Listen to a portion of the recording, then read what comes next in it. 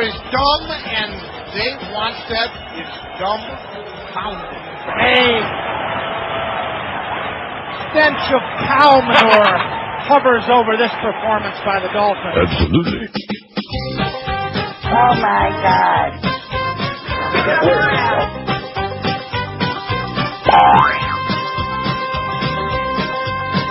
Rectum. Miami has the Dolphins, they're the worst football team. Yes. They flub the ball from goal to goal like no one's ever seen. You turn, they're on the ground, that's where they'll stay. They're never in control. No. And when you say Miami, you're talking toilet bowl, 'cause they're the Miami Dolphins. Miami Dolphins. Miami Dolphins number. How many teams in the league? About 30, man. Miami Dolphins. Miami Dolphins. Don't bet on them, you'll always lose. They don't know how to tackle. No. They don't know how to block. No. Their coaches ought to tell them to put Bengay in their jocks. Then they would run much faster, and even in defeat. When we go to the stadium, we'll see Miami Heat, and they're the Miami Dolphins. Miami Dolphins. Miami Dolphins number. How many teams in the league? 32. Miami Dolphins. Miami Dolphins. The team that hasn't got a clue. Rock solid. Miami has the Dolphins, but the Dolphins have no fans. Just 50,000 sitting in the stands. They watch the game and all they do is moan and gripe and bitch. I wonder how Joe Robbie got to be so damn rich. And they're the Miami Dolphins. Oh! Miami Dolphins. Oh! Miami Dolphins number. How many teams in the league? 32. Miami Dolphins. Miami Dolphins. I hear the crowd begin to boo. I'm dying out of here.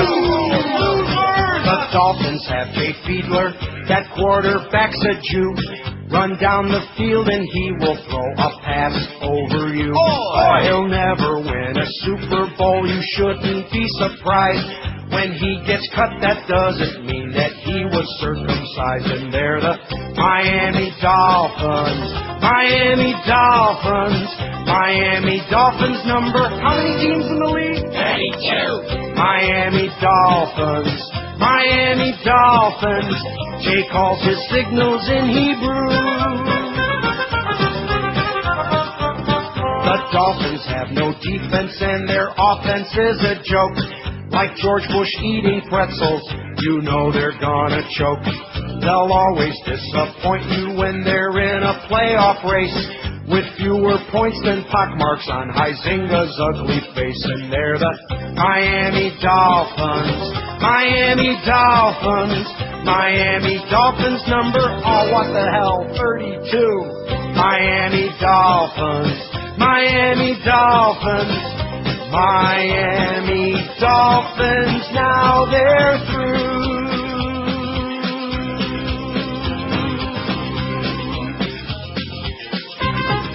They stunk. Absolutely. But, hey, listen, you ought to be getting used to it by now. What'd I tell you? You have little faith. I told you they could pull it off. Now, how many people were at that game yesterday? About 30, man. No, 30,000? Josh says 20,000. I mean, yeah, I was watching it on TV and it was just empty. You were watching it on TV? Yeah. How come you weren't there? Well, I didn't have to go there to see that. In other words, why should you be the one? Right. Gosh, so there were about 20,000 people there. What a front-running phony town. Just because you got a crappy team. Patriots won again, by the way. Kicked some smelly ass right there in San Luis against the Rams. What was it, 42-20, something like that, 40-22, whatever it was, 40-22, I believe. How about that Adam Vinatieri? He was kicking it, he was throwing it, he was yanking it, he was incredible. Anyway, that's the way it goes. The Patriots are 7-1, the Dolphins are 1-8. Oh, my God. Nobody got fired yet. I can't believe this. Nobody got fired yet, at least that I know of. Of course, being our sports station, I'm sure we're right on top of it. Are we doing one break this hour, this half hour? No, let's go ahead and do two. Two? Yeah. Oh, let's do one right now. How the hell are we going to do that? We got 13 minutes before 11, and we got 8 minutes of spots. All right. Well, let's drag out the live spot, okay? Let's do about a 3-minute job here. All right. give our customers more for their money. Now it's only 12 minutes before, we got like 8 minutes of spots. In fact, if I play my cards right and stall around for a little bit. Hey, do you have guests coming for the holidays? Are you wondering what to do with that dirty old carpeting in your home? Well, now's the time to get rid of that carpet. Replace it with laminate or hardwood flooring from Laminate Designs. That's right. Visit Laminate Designs showroom. You'll find them at 8280 State Road 84 in Davie and choose from over 300 samples on display. Laminate Designs can have your beautiful new floor professionally installed in just about a week. Call 1-877-8-LAMINATE to set up a free, no-obligation in-home estimate. Laminate Designs carry all the well-known lines, including Wilson Art, Quickstep, and Pergo. If you call today, they'll set up an appointment for your free estimate. Tell them you want the WQM discount for an additional 10% off their already unbeatable low installation price. Laminate Designs, they're in Davie, just off I-595 between Pine Island Road, University Drive, and their showroom is open Monday through Saturday from 9 in the morning till 4:30 in the afternoon, and on Sunday from 10 in the a.m. till 2 in the p.m. Call them at 1-877-8-LAMINATE, L-A-M-I-N-A-T-E. That's 1-877-8-LAMINATE for Laminate Designs, the flooring company where service comes first. The Howard Stern Show. Neil Rogers, mornings and midday. And sports around the clock. 560 AM. L-O-N-D-A-Y-S-U-C-K-S.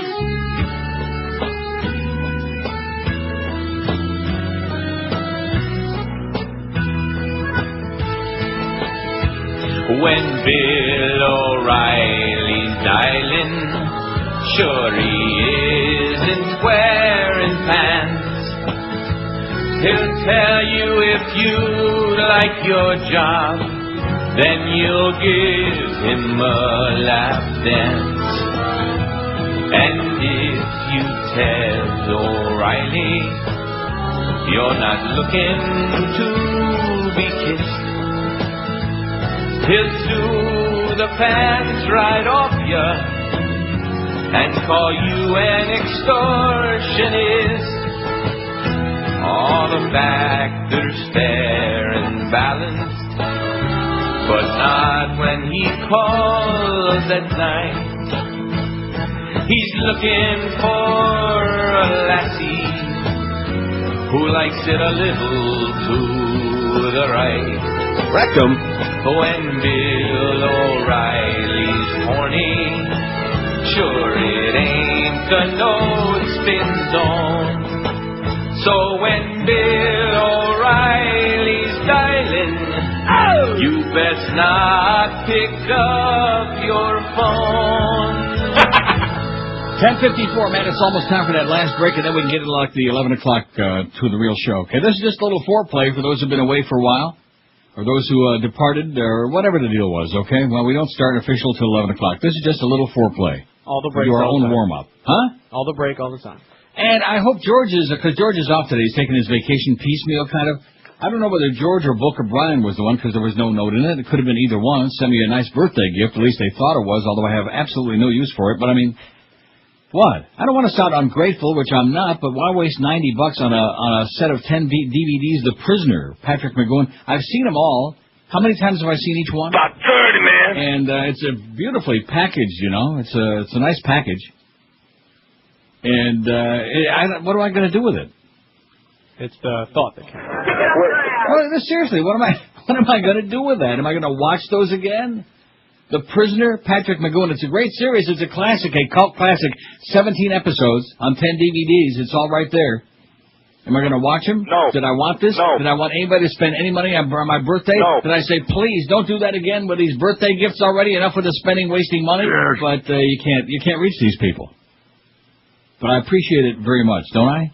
Oh, yeah. And it cost me $21.54 Canadian aid for the postage down there. What a pain in the ass that was. $21.54. I could have bought 10 lotto tickets for the $649 and won a few million. But no.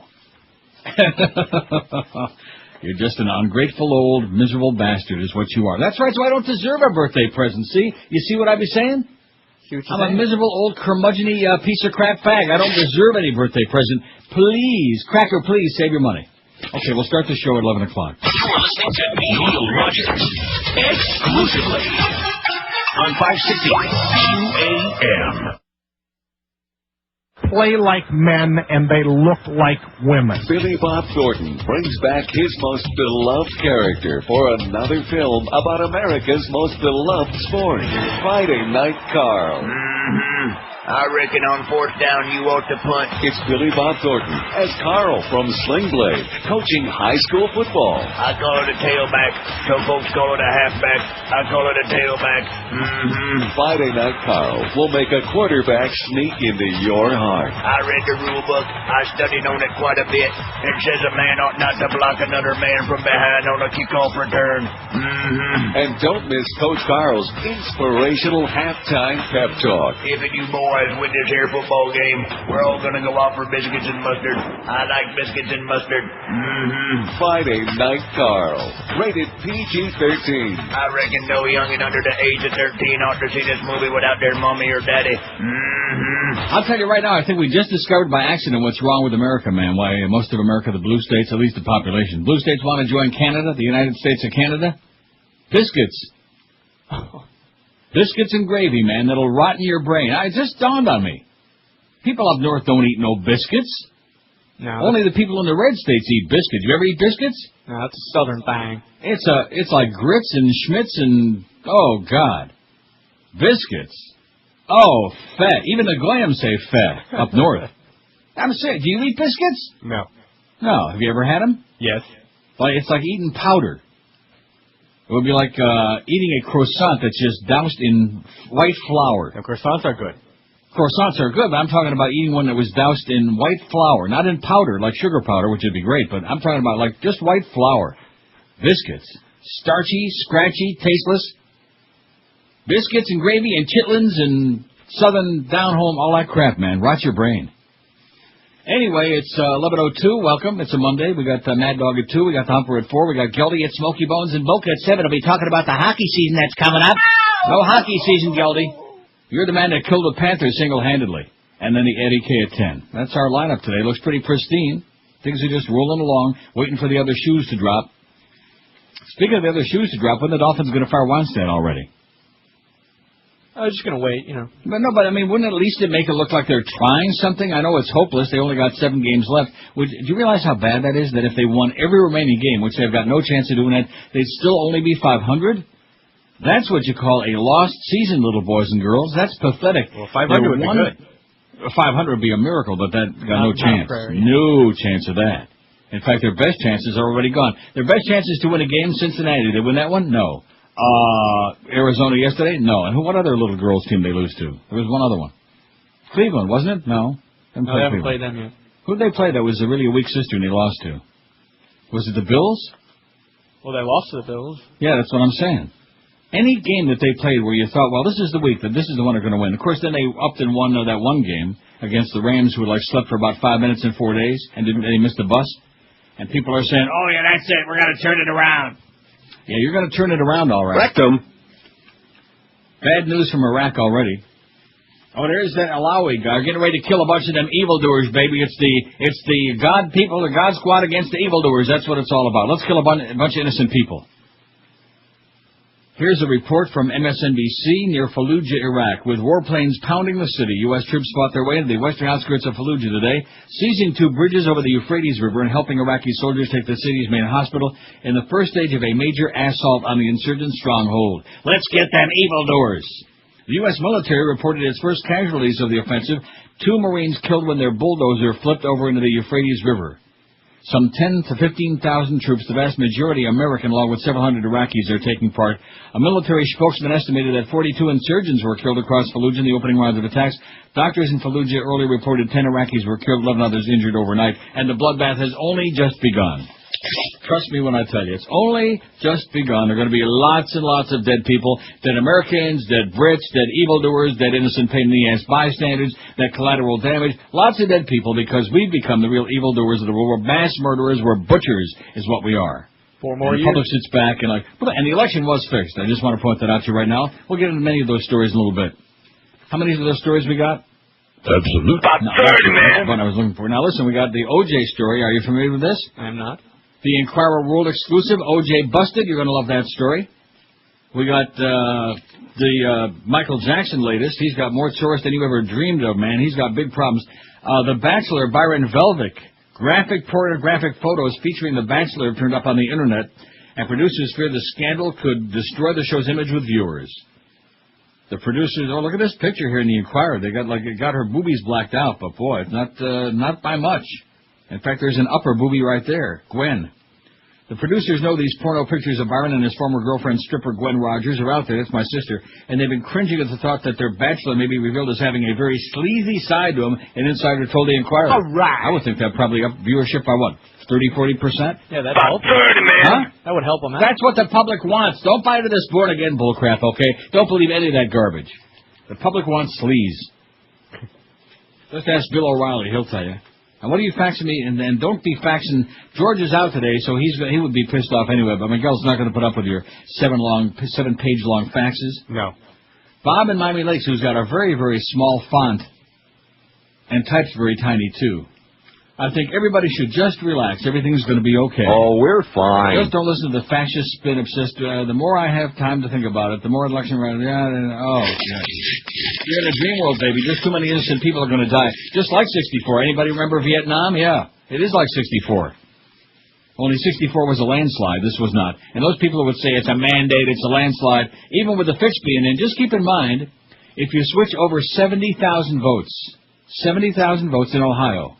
In fact, if you give Kerry probably about 200,000 that got taken away. But if you switch over 70,000 votes, Kerry wins the election. He only lost by 30 electoral votes. If Kerry wins Ohio, he gets 272 and Bush gets 262. Kerry wins, Bush loses. So that's a landslide. That's a mandate. And then, of course, the same people who were poo-pooing the popular vote 4 years ago now saying, oh, yeah, but he won by 3.5 million votes in the popular vote. Big stinking deal. What does that mean? The gigantic margins were in those red states. You know, remember that the slogan, 3.5 million rednecks must be wrong? Yeah. Yeah, that's right. They were wrong. Who the hell cares what those people in Texas and Oklahoma, Nebraska, and those places, Montana, those mugwumps, those people with like one eye in the middle of their forehead, those cyclopses? Who cares about them? And by the way, you people that think you're going to all march up here to Canada, they say, hey, nice knowing you, Abe, but just slow down. Just slow down a little bit. You'd have to wait your turn online. Here's another fax that says, remember when you used to play back-to-back recorded bits for extended blocks at a time? Why didn't you do that each morning after Howard Show till 11 a.m.? That way people know if they don't, they can tune in till 11 o'clock. They wouldn't miss a single word of your genius. Those that do tune in before then will be highly entertained. I mean, no, I don't want to play comedy bits. That's a cop-out. Remember those, what day did we do it, Tuesday or Wednesday? It was Wednesday. Yeah, Wednesday. We used to do the whole 1 to 2 hour.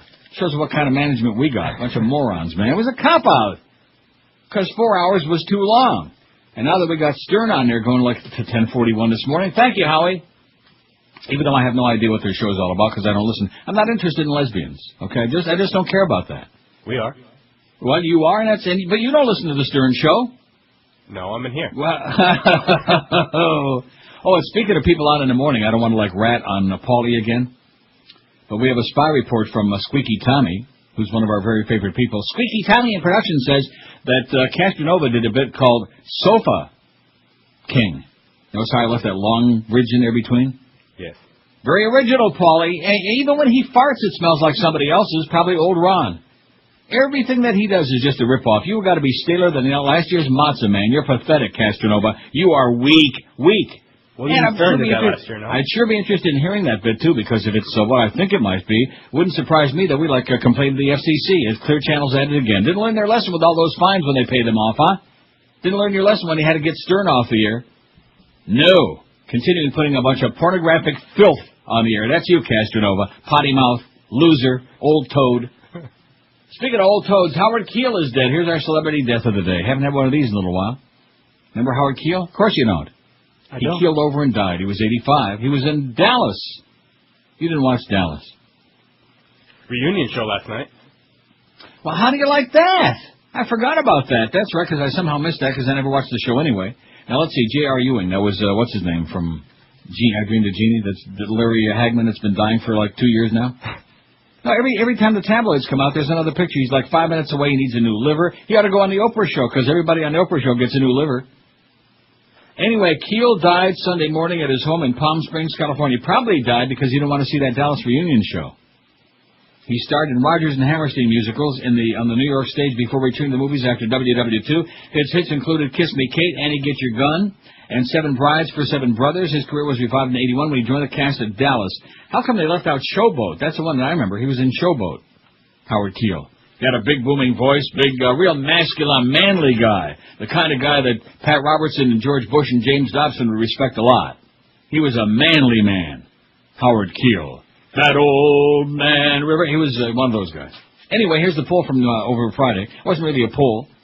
We did the poll in the first part of the show on Friday about how come so many Americans are religious, like that, nut jobs. Stupidity won by a million miles. In fact, that's the problem with America, is stupidity, ignorance, superstition.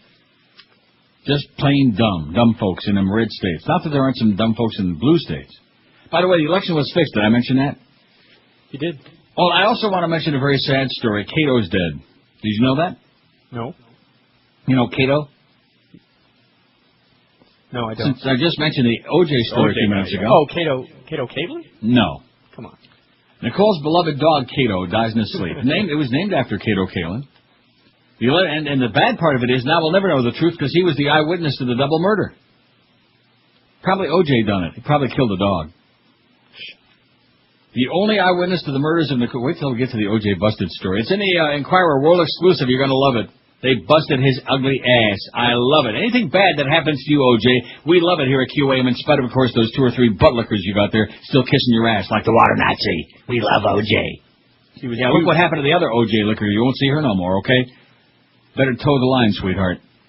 The only eyewitness to the murders of Nicole Brown and Ron Goldman is dead. Cato, Nicole's 11-year-old Akita dog, named after house guest Cato Kalin, passed away October 21. Sure took him long enough to get the news out. Cato died of old age. Nicole's sister Denise told the Inquirer in an exclusive interview from her parents' Dana Point, California home where the dog lived for the past 10 years. He was part of our family, but my mother, Judith, was especially close to Cato. It sounds crazy, but we all felt that Nicole was nearby whenever Cato was around. Are they saying Nicole was a dog? Is that what they're trying to say? Yeah, I think so. No, she was not a dog. Yeah, she was all right. Huh? She looked all right. She was okay. She was a little, well, by the time you saw her, she was a little worn looking, after the first 400 beatings. The morning he died, Denise woke up and walked into the kitchen. Usually Cato would jump up and wag his tail. This time, he didn't. She walked over to where the dog slept and realized the beloved pooch was gone. He was dead. My mother is devastated. We all are. She said Cato was our connection with Nicole. Well, that's very sad. In fact, we'd have rather had O.J. die any day than the dog, huh? He died? Any day of the week, we'd have rather had O.J. die a wicked, painful death. I mean, like fall, get thrown under the wheels of a semi, like just get crushed over, and that would be too fast and, too quick. Run him over with a Bronco. Yeah, that's right. Run him over with a Ford Bronco with AJ at the wheel would be good. Just an accident. We hate you, OJ, okay? And I wouldn't be surprised if there are people out to get you, too. I don't, it would be a shame, but I wouldn't be surprised if there's people out to get that double murderer. We'll get to the poll. Well, again, it was a survey. It was a religion survey from Friday and over the weekend, but we got a lot of spots today, which is good. 11:13 at QAM. You're listening to Neil Rogers exclusively on 560 QAM. Devastating loss. Patriots kicked the Rams' ass in St. Louis. The Bills beat the Jets. Can you believe that? Yeah. Go Bills. That was shocking. I'm sure that a lot of the Patriot fans are real pleased to see that, including some that I know, like me. 2,583 people checked in on our poll, and I waited till the Catholics pulled into the lead, See, over the centuries, Catholics have had a way of doing that because they generally tend to make people an offer they can't refuse. Yeah. What religion are you a member of? Not what you were born into, but what do you believe, And basically, we got Catholics, which is, I'm sure, the heavy spick contingent we got out there. Who else would that be? Huh? A few Irish Catholics? That would, supposed to be me, but... You? Yeah, that's me. You were born but you don't believe in that crap. No. Now, you weren't an altar boy, were you? No. No? Nah. Oh, they would have liked you. You'd have been very popular there, I'm sure, with Father Toole. Woulda. Well, woulda, shoulda, and coulda, but didn't do it. Well, that was a good move. Anyway, what religion are you, what fantasy are you involved in? Catholic, 643. Agnostic, 637. Atheist, 500. Holy moly! You secular humanist bastards, you're all going to rot in hell! James Dobson's going to tell you that. He's going to make you all burn in hell, because he's a good Christian man who hates everybody. Yep. Reformed Jew, 207. Oi! Conservative Jew, 85. See, the Reform Jews, in other words, the ones that don't even own a beanie, much less wear one. Conservative Jews, 85. They're the ones that go on the high holidays. But, the Reform Jews are just like, they eat a little deli once in a while. That makes them Jewish. Southern Baptist, 76. I did leave off Hindu. I apologize for that. I put Sikh on there, and I don't know, you guys wouldn't know the difference between a Sikh and a Hindu, would you? No. How about a Sikh Hindu? But I'm not into that Indian religion. I know very little about that. Now, if George were working today, we'll ask him tomorrow. He's the expert on fairy tales. Southern Baptist, 76. Presbyterian, 73. Lutheran, 55. How's Martin Luther? Methodist. Is he kid of the guy in Clark and whatever the hell that show is, Smallville? I haven't watched that in a long time. Anybody watching that? No. Yeah, is it great. Still on? Are you? Yeah. No. It's gotten much steamier lately. Oh, well, maybe I'll start watching it again. Lutheran, 55. Methodist, 54. Buddhist, 42. Rub Buddha on the head. Wiccans, 37. Which one of those is your favorite? Episcopal, 35. Shinto, we got... About 30, man. 30 Shinto people. Quakers, 25. I don't even know what that is. All I know is that Nixon was a Quaker. Look what happened to him. What are Quakers? I know they eat oats. Exactly. And they feel their oats. Muslims, 20. Uh-oh, look out. Christian Scientist, 15. Orthodox Jew, 15. Boy. Keep in mind, this is like a little snapshot. This is only like the percentage of the audience. We would only hope, unless it could be the whole audience, the way this place is going. Mormons, a dozen. Boy, we started off slow with the Mormons, because George pissed them all off years ago by talking about that magic underwear real bad and making fun of them. One thing I would never do is make fun of people's fairy tales. Sick, 8. We got 8 sick people out there, and they're probably the chronic callers. Seventh-day Adventist, 8. And Scientologist, 6 closet queens. So there goes 6 Scientologists. Shocking. Let's see, Beaded Curtain today. Boy, we sure have a lot of stuff. It takes us to 11:30 to even get the agenda going, you know it? Right.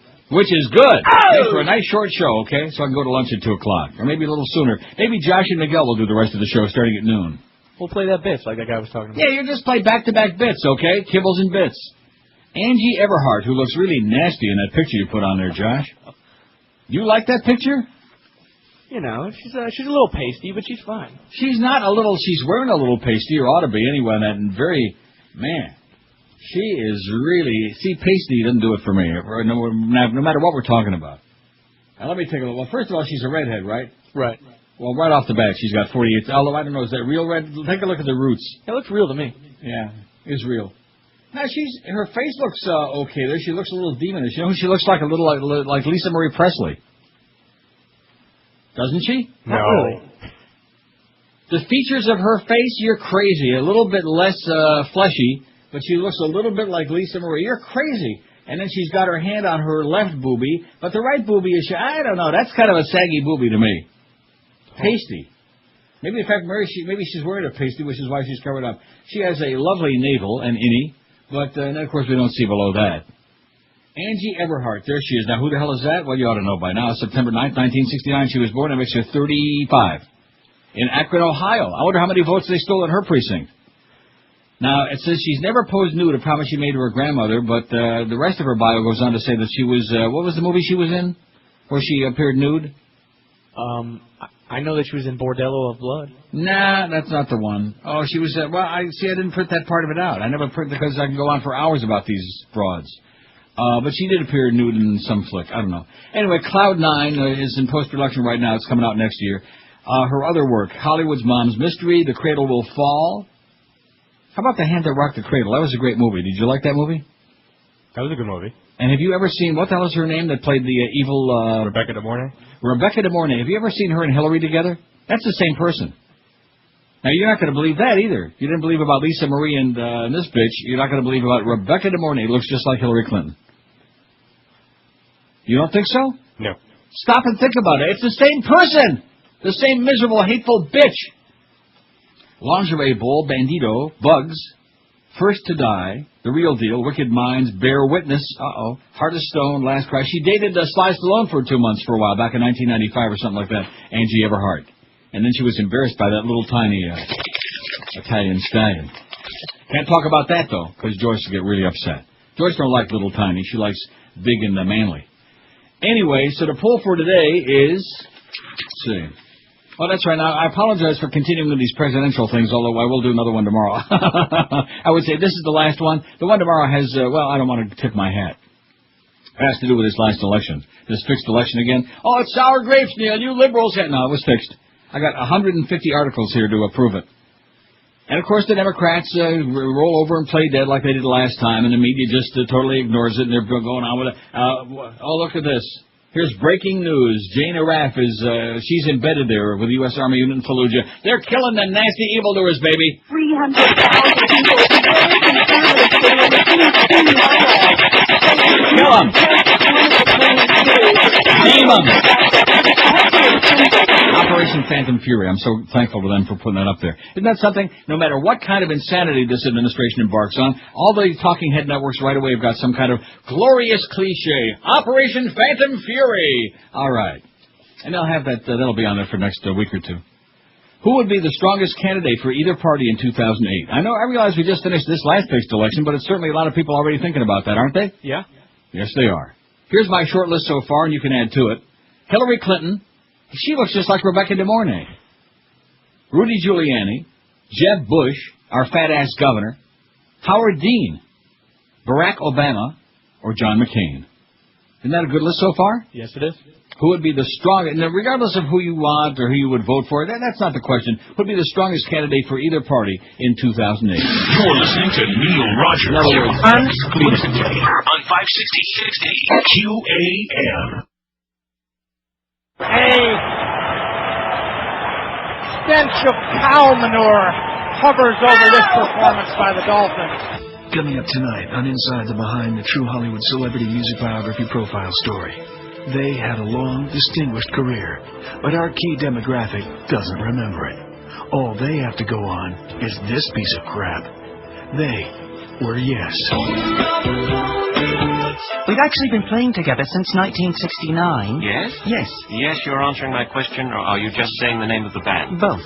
So, Yes has been playing together since 1969, yes? Yes. Yes has. Excuse me, I'm having an embolism. After years of playing to a small cult following, Yes's John Anderson knew there was only one way to break into the big time. We decided to write a really horrible song, yes? No. Yes.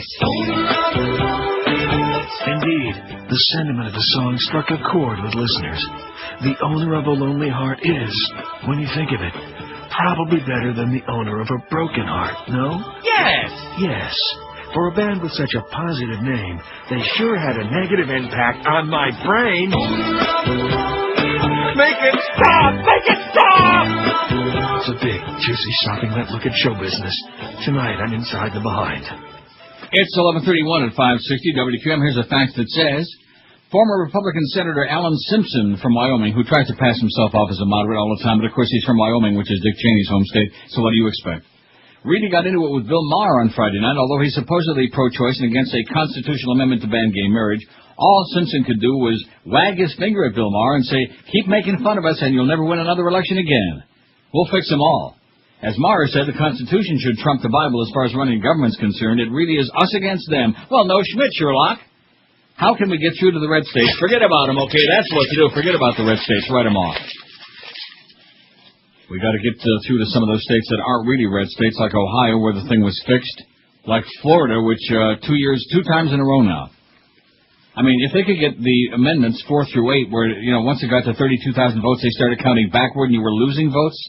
If they could do that, they could do anything. But I've got a whole bunch of those stories. We probably should take a couple of calls and get some more names on the list. Here, we got a couple of appointments. Yeah, we have a couple of appointments this hour before noon. You're right. Forgot my date book. Here it is. WQAM, hello. Hello, Neil. Happy Yes, belated sir. birthday. Well, thank you so much. This sounds like one of our pranks. wondering, Yes. I was wondering if you'd be making fun of WQAM. Hello. WQAM, hello. QAM. Is this the Art Bell Show now? WQAM, hello. Hello, Neil. Yes. How's the weather in T.O., buddy? Okay, sunny, beautiful. It's about 38. Oh, a little nippy. A little chilly, yeah. Happy belated birthday to you. Thank you. I haven't listened as much as I should have been. And why is that? Working a lot, plus going to night school, the whole 9 yards. Well, you better get with it, man. We can't afford. We got all those Rush Limbaugh crowd out there. We can't afford to be losing our. I know. We got down there to the left of Attila the Hun. And I also wanted to say, I'm sorry about the passing of your mom. That's, I know you, very old news, man. It's very No, old. I know. July. This is the 8th of I November. understand, but I haven't spoken to you since then, and I'm Do I sorry. know you? Do I know you? John in Lake Worth. Used to send you tons of faxes. Right. But now I'm on the road, Well, how so I'm come not you able. listen to us now? I thought you haven't been listening because you listen to Randy, not to us. No, I listen to you, but also I'm up in Palm Beach, Randy tapes from the day before. You're not fooling me. No. But you do go up against the you go up against the love doctors up here, so I kind of split in between the two. The love doctors? Oh my God. Yeah, they're good. They love you. They speak very highly of the Neil Rogers Show. Their original material. Okay, John. Have a nice day. Get out of here. I thought we'd get some more names for this poll, you know. You people out there, no wonder they won Florida, man. You're like that. And don't be knocking the young people. Michael Moore's, it'll be on our website tomorrow. He got a great piece about the young people came through, thank God for them. And they did. No, it's already on there. Huh? Yeah, I did this morning. You did? It's on there today? Yeah. Oh, see, sometimes I send those to Eric early thinking that they'd be on for tomorrow to get ahead of myself, and now you're putting them on there today, and then you're going to say, well, how come he didn't send us a bunch of stuff for tomorrow? I will. That's fine. Well, that's good. See, Josh is right on top of it, man. That's because he's not answering the phones like he's supposed to be. Huh? Just a joke. It's just a joke. What they did, we did that on Election Day, and it was okay. It was fairly painless. He just said, don't ever make me do that again. Yeah, pretty much. Yeah.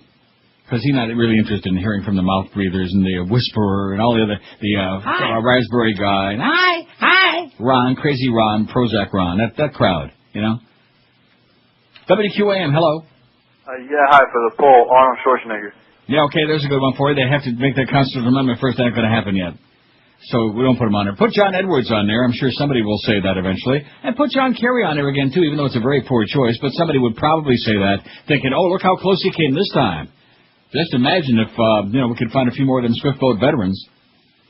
Conservative radio host apologizes over slur. A conservative talk radio host is out. You want me to tell you who my choice is on the poll? Who's that? Now, yesterday they had a couple interesting people. First they had Karl Rove, the most evil. Where's that article I have about Karl Rove? What a nerd he was when he was in school with big giant glasses. You know, he was the class nerd, and now he's trying to make up for it by being one of the worst evildoers in the world. He's doing a hell of a job. Also, Saskatchewan gave their blessing to same-sex marriage. I realize that the United States of Canada just ain't ready, but even a bunch of cowboy and rednecks in Saskatchewan up here on Friday approved gay marriage. Isn't that pathetic? Oh, no, the Lord says it was Adam and Eve, not Adam and Steve, blah, blah, blah, all this other crap. It's just another excuse for hate. That's all religion ever was, and that's all it ever will be. Making money and excuse for hate. The Bible says this. Yeah, the Bible was written by primitive, ignorant, hateful people, bigots. Women couldn't do this, and we had slaves, all of this other crap. But don't confuse us with the truth, because the Bible says this. And anybody that starts preaching you the Bible, man, get the butterfly net. I'm telling you the right now. James Dobson, Pat Robertson, all of these going. Get their butterfly net. Conservative radio host apologizes over slur. Milwaukee. A conservative talk radio host has formally apologized for using a racial slur on the air and then joking about it for a week. Mark Belling. Never heard of him. You hear him? No. No. Use the word wetback. Wetback! Oh, my God. Next thing you know, he'll be saying spick on the air.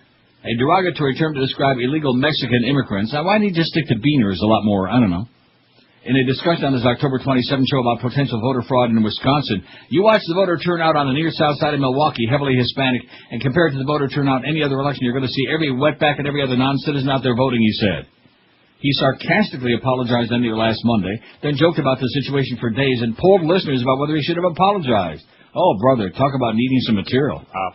The comment sparked a protest of 300 people Friday in Milwaukee's WISN studios, which broadcast Belling's daily radio talk show, and caused one advertiser to pull ads from the show. In his apology released over the weekend, Belling said he would try to grow and be a better person based on the lessons my terrible mistake has taught me. Yeah. He blamed the error on arrogance. It's clearly offensive and shouldn't be used in any context, whatever class of Hispanic immigrant you're talking about, Belling said. His show has aired for 15 years and regularly tops the ratings in Milwaukee, where there's a lot of beard-guzzling Nazis. Wisconsin. Yeah, Milwaukee. Well, Wisconsin, Kerry won Wisconsin. Narrowly, but he won it. That's caused all them wetbacks. Oh, last Thursday or Friday we had a story out about that bomb. Remember, Josh, the bomb under the car when they took to get a new muffler or whatever it was? Right. And they put it up on the lift, and there was una bomba grande underneath the car, which seemed like a strange coincidence. I mean, what are the chances you take your car into Midas Muffler or somewhere to get, some work done on it, and they put it up on the lift, and, oh, by the way, Joe, do you notice there's a bomb under here? Oh, well, what a coincidence. A boxy device. That's what it says here, a boxy device. I don't think we can say that anymore. With wires and tape that looked like a bomb and forced the evacuation of a Hollywood neighborhood last Thursday, it turned out to be a fake. Damn it. And here I thought we had something really exciting going on.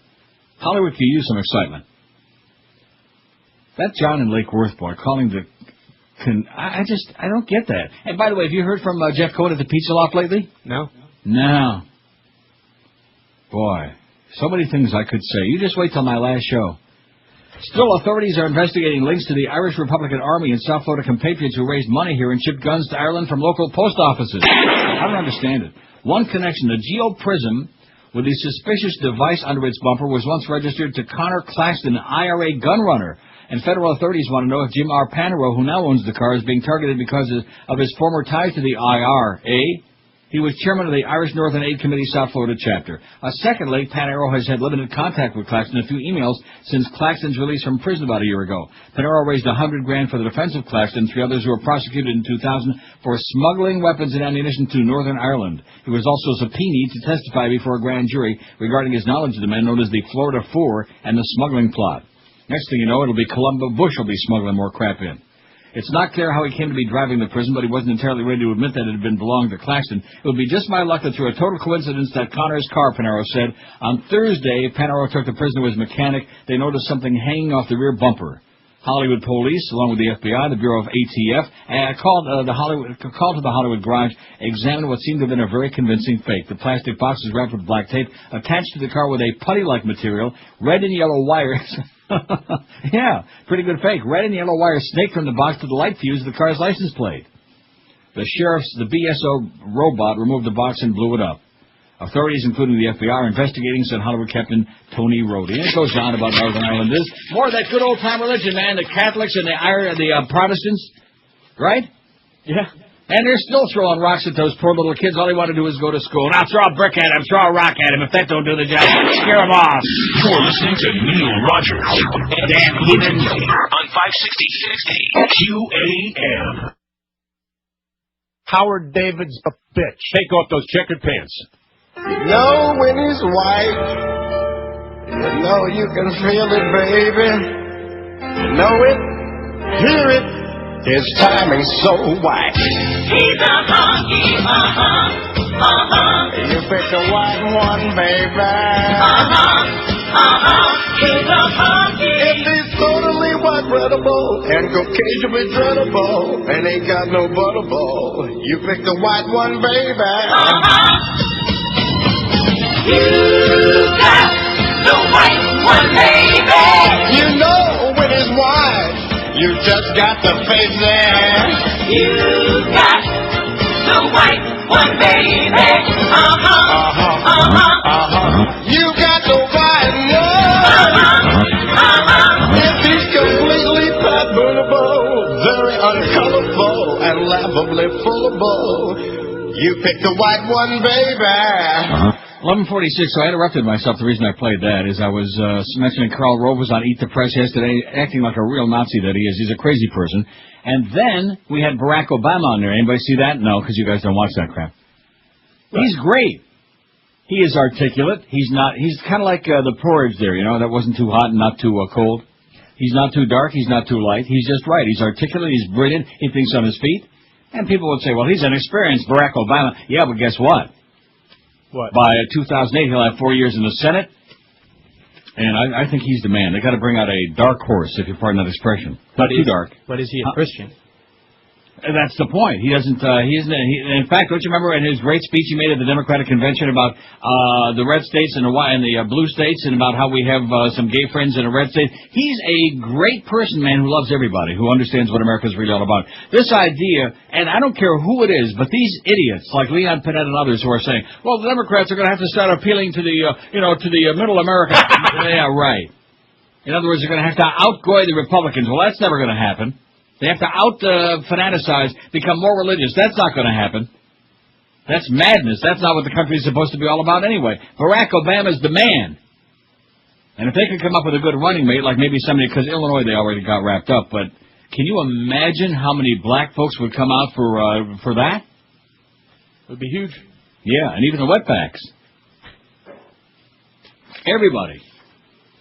And now who would be a good running mate? Somebody from the South. See, that's the problem. There just aren't that many contenders. Somebody from the South. I mean, you can't have Bill Richardson on there from New Mexico because that's the Southwest, which is like, what, about 3 electoral votes out there altogether? There's nothing out there. Put Graham back in there. Bobby Graham. Well, he'll only be 95 by 2008. He's a little shaky at this point. By that time, he ought to be like on the death's door. Love Bob Graham. He's great, but no chance. They should have done that this time. They'd have won the election. That's true. I'm telling you right now, is there anybody who disagrees? They would have won Florida hands down your pants by so much they couldn't have fixed it this time if they'd have had Bob Graham on there instead of the very ineffectual John Edwards, who just kept reading them trite cliches and talking points from the 3x5 cards. He had nothing to say. He brought nothing to the table. Now, I shouldn't pick on him now that his wife has got breast cancer, but what's that got to do with it? Let's see. Jay Fiedler and Dave Wanstead star in Dumb and Dumbfounded. For Jay and Dave, every game is a no-brainer. Jim Edwards says 4 stars. All right. That's cute. That is beautiful. Oh, how do we get this on our website? I wonder where that came. It's just some artwork. I'll send the color to George by email. I beg your pardon? He's gonna copy George via email. Oh, great! You folks are gonna want to see this. It's beautiful. Wanstead, he's pulling Fiedler's ears like Dumbo, and Fiedler's got that big middle, kind of like Condoleezza. He's got that big middle tooth blacked out. Kind of missing there. Okay, sending a color email to George. That's excellent. We'll get that on there one of these days. Well, here's a story you're going to love. Boy, I sure got a lot of stuff. That's why I'm talking so fast, because although Stern did end at 10:41, in case any of you may have missed that. A National Guard F-16 fighter plane mistakenly fired off 25 rounds of ammunition at the Little Egg Harbor Intermediate School in South New Jersey last Wednesday night. Sorry. There must be some evildoers, man, at that school. The pilot was meant to fire the round some 3.5 miles away at a military target range, Lieutenant Colonel Roberta Neat of New Jersey Department of Military and Veterans Affairs told reporters in the Jersey Shore Township's police headquarters. Oops. Nobody was injured. The school was out, and a lone custodian was inside the building when the bullets hit. Well, one of those pain-in-the-ass bystanders, but he's okay. He probably was kin to Freddy Krueger anyway. Damage was minimal as the non-exploding 20-millimeter bullets left only puncture marks in the school's roof and the asphalt outside the building. The fighter jet was part of the 113th Wing, District of Columbia Air National Guard assigned to Andrews Air Force Base in Maryland. An investigation has been conducted into how the pilot mistook the school located on Frog Pond Road for a target range. Yeah. By the way, Operation Phantom Fury is underway. The Fallujah battle is underway, and there are going to be a lot of dead people, which is why they postponed this till a few days after the American election. Because it just would have been bad PR, because it would have been a constant reminder that mission has not been accomplished, that we're killing a lot of innocent people over there who would much rather be alive than living in a democracy, and a lot of our people are going to be dead also. 2 Marines already dead in this escapade. And this has got to do with religion and moral values, is fighting wars against people that did nothing to us, that didn't represent any threat to us. This has to do with moral values. See, all this is the ultimate takeover of America by the religious nutjob right. That's all it is. And so when somebody who pretends to be a moderate, like former Wyoming Senator Alan Simpson, and I didn't see it, but if he comes on and starts threatening, well, if you're going to point the fingers at us, you may never win another election. What kind of crap is that? The Constitution and the Bible are separate, okay? Just ask the Founding Fathers, okay? They'll probably speak back to this so pissed off at this point. Some of you people just don't get it. And that's the one thing, man, about these Farbischen Goyim that I've always said, they won't leave everybody else alone. It's not sufficient they live in a country where they can believe in their fairy tales. No, that's not good enough. They got to impose it all on the rest of us. The red states have got to impose it on the blue states. And granted, there may be a lot more red states, but guess what? With the exception of Texas and 1 or 2 others, nobody lives in most of the red states. Am I right? I mean, forgetting about Ohio and Florida, which have big populations and are not really red states, because we know that that Gore won Florida in 2000, hands down. The rest are farms. Nothing could be finer than getting out of Lima, Ohio. But at any rate, the rest are a bunch of rednecks and farmers and inbreds in Tennessee, Arkansas, Mississippi, Alabama, Georgia, North Carolina, South Carolina, Montana. I mean, just take a look at that freaking map. It's enough to make you gag. And those people are right. We have nothing in common with them. Nothing. Zero. Bunch of hypocrites, a bunch of phony balonies who are busy listening to, watching Bill O'Reilly and listening to Rush Limbaugh pop a few pills that Wilma just got the new shipment in. Don't do as we do as we say. That's their motto. Phony baloney hypocrites. Just like that Jan and Paul Crotch. Every single one of them, man. I can't wait to find out James Dobson's got a boyfriend. I can't wait to find that out. Probably Miss Fudge. There's another one. And that Ann Coulter, they were parading her around yesterday on the Talking Head shows, talking crap, talking swill. And in one of the lines, she said, I almost puked up my breakfast. About how, well, we finally discovered this is a Christian country after all. It's not a Christian country, you stupid dyke bitch. What is wrong with you, honey? Well, it's pretty obvious. How come it is that these right-wing women, none of them have a husband? They're talking about families and family values. None of them have a husband. Oh, we keep checking on Condoleezza. Last time I checked, she don't have no husband. Can't marry those girls. What about Laura Ingraham? Is she married? What about Ann Coulter? I don't think she's got a husband. She's got a boyfriend, Miss Fudge. Who the hell are you people kidding? Phony baloney. And I sure hope that you fags are real happy, the 23% of you that voted for Bush. Now that he says, we'll get to the article a little bit later, Bush to seek gay marriage ban in the new term. Oh, yeah, that's a very pressing issue. Religious leaders prepare demands on the White House. They're not letting any grass grow under their feet, okay? They're wasting no time getting in there. They want to turn your country upside down on your head, man. Turn it into born-again America. Be the laughing stock of the world. And, of course, we're already the most dangerous country in the world. They want to make it 100 times more dangerous. Wait till you hear this. Speaking of the Operation, what do they call it again? Phantom Fury. Operation Phantom Freaking Fury. With U.S. forces massing outside Fallujah, 35 Marines swayed to Christian rock music and asked Jesus Christ to protect them in what could be the biggest battle since American troops invaded Iraq last year. And I thought mission was already accomplished. I thought it was done. Men with buzz cuts and clad in their camouflage waved their hands in the air, M16 assault rifles beside them, and chanted heavy metal-flavored lyrics in praise of Christ laid on Friday in the yellow brick chapel. They counted among thousands of troops surrounding the city of Fallujah, seeking solace as they awaited Iraqi Prime Minister Iyad Alawi's decision on whether or not to invade Fallujah, which since then, of course, he said, go ahead, get him. Since he, of course, is our pimp. You are the sovereign, your name is holy, you are the pure, spotless lamb, a female voice crowded out in loudspeakers as the Marines clapped their hands and closed their eyes, reflecting on what lay ahead for them. Jesus is all right now, man. Jesus is going to get him, and we'll bring in Mel Gibson and show them gooks what it's all about. The U.S. military, with many soldiers coming from the conservative American South and Midwest, has deep Christian roots. No Schmidt. In times that fighting looms, many soldiers draw on their evangelical or born-again heritage to help them face the battle. It's always comforting. Church attendance is always up before the big push, said First Sergeant Miles Thetford. Sometimes all you've got is God, he said. Ew, God. Between the services' electric guitar religious tunes, Marines stepped up on the chapel small stage and recited a verse of Scripture meant to fortify them for war. One spoke of their Old Testament hero, a shepherd to become Israel's king, battling the Philistines 3,000 years ago. Thus David prevailed over the Philistines, the Marine said, reading from Scripture, and the Marines shouted back, Hurrah, King David, using their signature grunt of approval. They yelled back, hurrah? I thought they said, hurrah! That's what I thought they said. Hurrah! The Marines drew parallels from the verse with their present situation, where they perceive themselves as warriors fighting barbaric men opposed to all that is good in the world. How do you like that, barbaric men? Victory belongs to the Lord, another young Marine read. Their chaplain, named Horn, told the worshippers that were stationed outside Fallujah to bring the Iraqis freedom from oppression, from rape, torture, and murder. We ask you, God, to bless us in that effort. The Marines then lined up in their holy oil to protect them. He said, the Spirit of Christ protects you. Isn't that great? God's people will be anointed with oil, the chaplain said as he lightly dabbed oil on the Marines' foreheads. The Spirit of Christ compels you to go and kill these evildoers. Now go get them. Go kill some people. It's 11:57 at 560 WQM. It began with the original Bose Wave radio in 1993. Popular Science called it a sonic marvel. Now, Bose has engineered it into a whole new standard, introducing the brand new Bose Wave music system. It reproduces a 1/2 octave lower musical notes, plus even greater instrument clarity and definition. The sleek new design features no buttons. It's got a convenient credit card style remote that now controls all functions, including FM/AM radio and a new slot-loaded CD player. Or is it slot-loaded? A new slot-loaded CD player. Call Bose directly at 1-800-560-4832 to order what David Novak, the gadget guy, says can easily replace whatever component system you currently have. Order today and the shipping is free. That's correct. 1-800-560-4832. And when you call, be sure to ask about the new Bose payment plan that lets you make convenient monthly payments using your own major credit card with no interest from Bose. A risk-free trial guarantees your satisfaction. You got nothing to lose. You want to hear, in fact, maybe even this show would sound pretty good. If you want to hear the new Bose Wave music system, call them toll-free right now. It's a no-risk trial. 1-800-560-4832.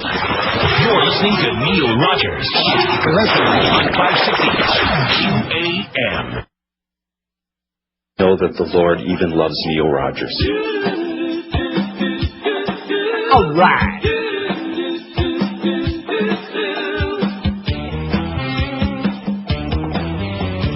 Jesus is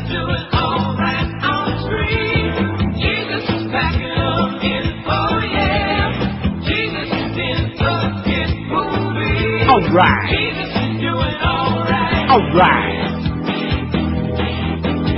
No one cares it's rated R. No one cares there's lots of blood. No one cares God is a star. Jesus is doing alright. Oh yeah, Jesus is doing alright. Jesus is doing alright on screen. Jesus may do a sequel, yeah. Jesus may spin on TV. Jesus is doing alright. No one cares what the critics say. No one cares what the critics do.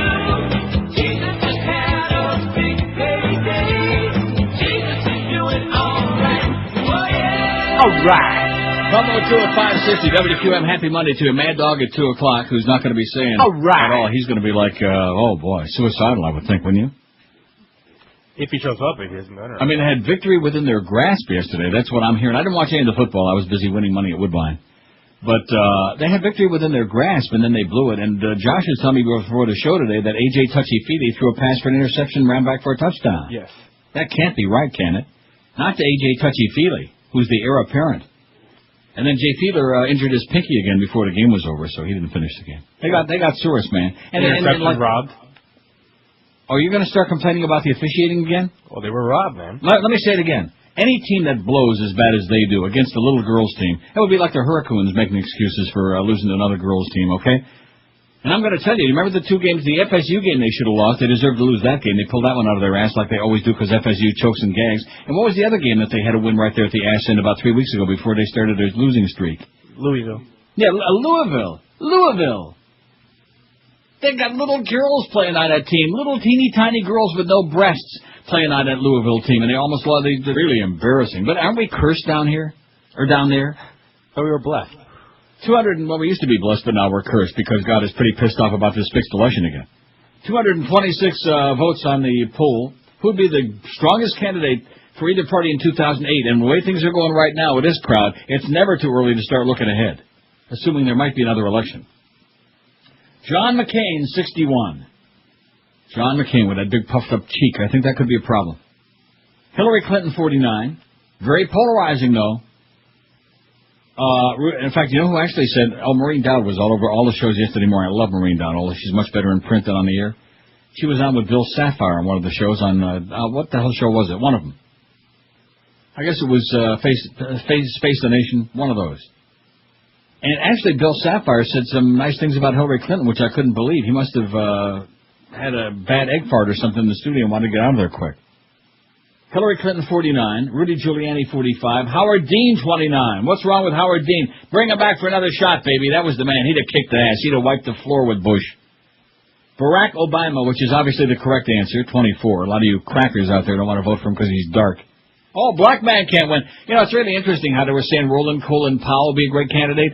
See, one great thing that Barack Obama's got over Colin Powell is he never lied to the UN. He never sold out to a bunch of neocon Nazis like Colin Powell did. Barack Obama's the man. He's the future and a hope for the Democratic Party and for all of America, for the free-thinking people, for people with a brain and common decency. He's my new hero, Barack Obama. If you'd have seen him on there yesterday, you'd have been so freaking proud, man. He was great.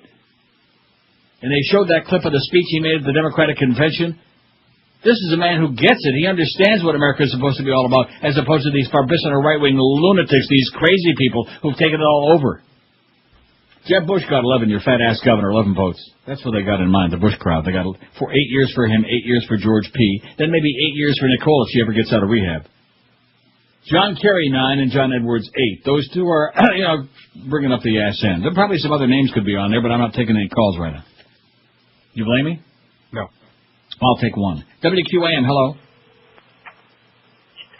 QAM. Mobile, Coral Springs? Yes, sir, speaking. Okay, nice talking to you. WQAM, hello. QAM. See, I don't have time to waste with these dullards, man. You people are duller than a pile of mush. Religious leaders prepare demands on the White House. And I'm doing this even though Miguel won't be happy, because when I read, he just goes into a coma. That's okay. You can take care of some personal business, call up some of your girlfriends. What are you laughing about? Before the show, he's on the cell phone. Get out of here. Who are you kidding? Your wife don't listen anyway. No. Ex-pal to sue Jackson and tell all in his book. Michael Jackson is facing a massive lawsuit from an ex-pal he thought was going to be a key defense witness at his trial, says this week's Inquirer. Mark Schaffel, a former Hollywood porn producer, watch out for those porno people, baby, was working closely with Jackson at the very time prosecutors charged Jackson molested a young boy at his Neverland Ranch. The singer, free on $3 million bail, pleaded not guilty in April to child molestation, conspiracy, giving alcohol to a minor. That Jesus juice. See, there we go again with Jesus sticking his nose in everybody's business, in everybody's crotch. The criminal trial scheduled to start in January. To make matters even worse for the star, Schaffel recently announced he's writing a bombshell book about Jackson with another former Jacko intimate, ex-publicist Stuart Backerman. Schaffel says he's hauling Jackson into court because the singer owes him a large amount of money for video work and that he's being stiffed. It really can't get any bleaker for Jackson, a source close to the Inquirer told him. Mark was a key guy Michael was counting on. He was supposed to be one of his main defense witnesses and was supposed to say he saw no wrongdoing by Michael. But, now Schaffell's putting out word he's going to reveal sensational details in a tell-all book. After all, he was there when the boy at the center of the case was regularly at Michael's Neverland Ranch. For Jesus juice. Mark came in contact with the boy and his mother. He may have been even involved in some of the secret videos Michael supposedly made when they questioned the boy about his relationship with Jackson. Every day now, it seems Michael's world caves in a little bit more, says this week's Inquirer, to which we can all say, all right. Oh, yeah. Good. Hallelujah. Good. See, this is what's going on now. And if the Democratic Party and the American media had any balls, they'd be right now overturning the result of this last fixed election, saying, oh, not so fast now. But, of course, Kerry, see, at the time I thought he was doing something good. Not wanting to put America through, what we went through 4 years ago. Not so fast, Scary Kerry. Not so fast. I mean, it just makes sense, when the head of the company that makes the greatest number of voting machines in the state of Ohio already has pledged his support for Bush and says he's going to do everything in his power to make sure that Bush wins. And when you got all these machines that don't have any paper trail, it doesn't take a genius to figure out. And especially where one machine where they had 300, almost 4,000 votes too many for Bush in one machine. How many thousands of machines do you think there were in Ohio? About 30, man. Yeah. 3,800 and some odd to be exact. We'll get to those stories eventually, although I guess you probably want the juicy stuff first, right? So let's get to the juice. Great story before that, though. That was in the Philadelphia Daily News on Friday. And you're seeing these all over the place. It's sensational. Oh, Canada, we plead to cede to thee, is what the headline is. The divided states of America are ready to join us. It was in the Philadelphia Daily News, reprinted in the Toronto Sun, right-wing rag. It says, adopt us, O Canada. As a blue-red split continues in the divided states of America, we note that every blue state is contiguous to Canada or to another blue state that's contiguous to Canada, except Hawaii, that's not contiguous to anything but a lot of blue water that's contiguous to Canada. Therefore, we've got an idea. How about a sort of second American Revolution, Canada, in which you annex all the blue states, liberate us from King George, and thus become the world's sole superpower?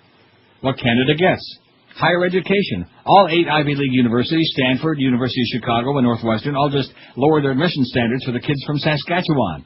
Serious sports. Forget the Super Bowl. With the Eagles, Patriots, Steelers, Jets, Vikings, and Packers, the Grey Cup is where it's at. You get the Expos back as they're now in D.C.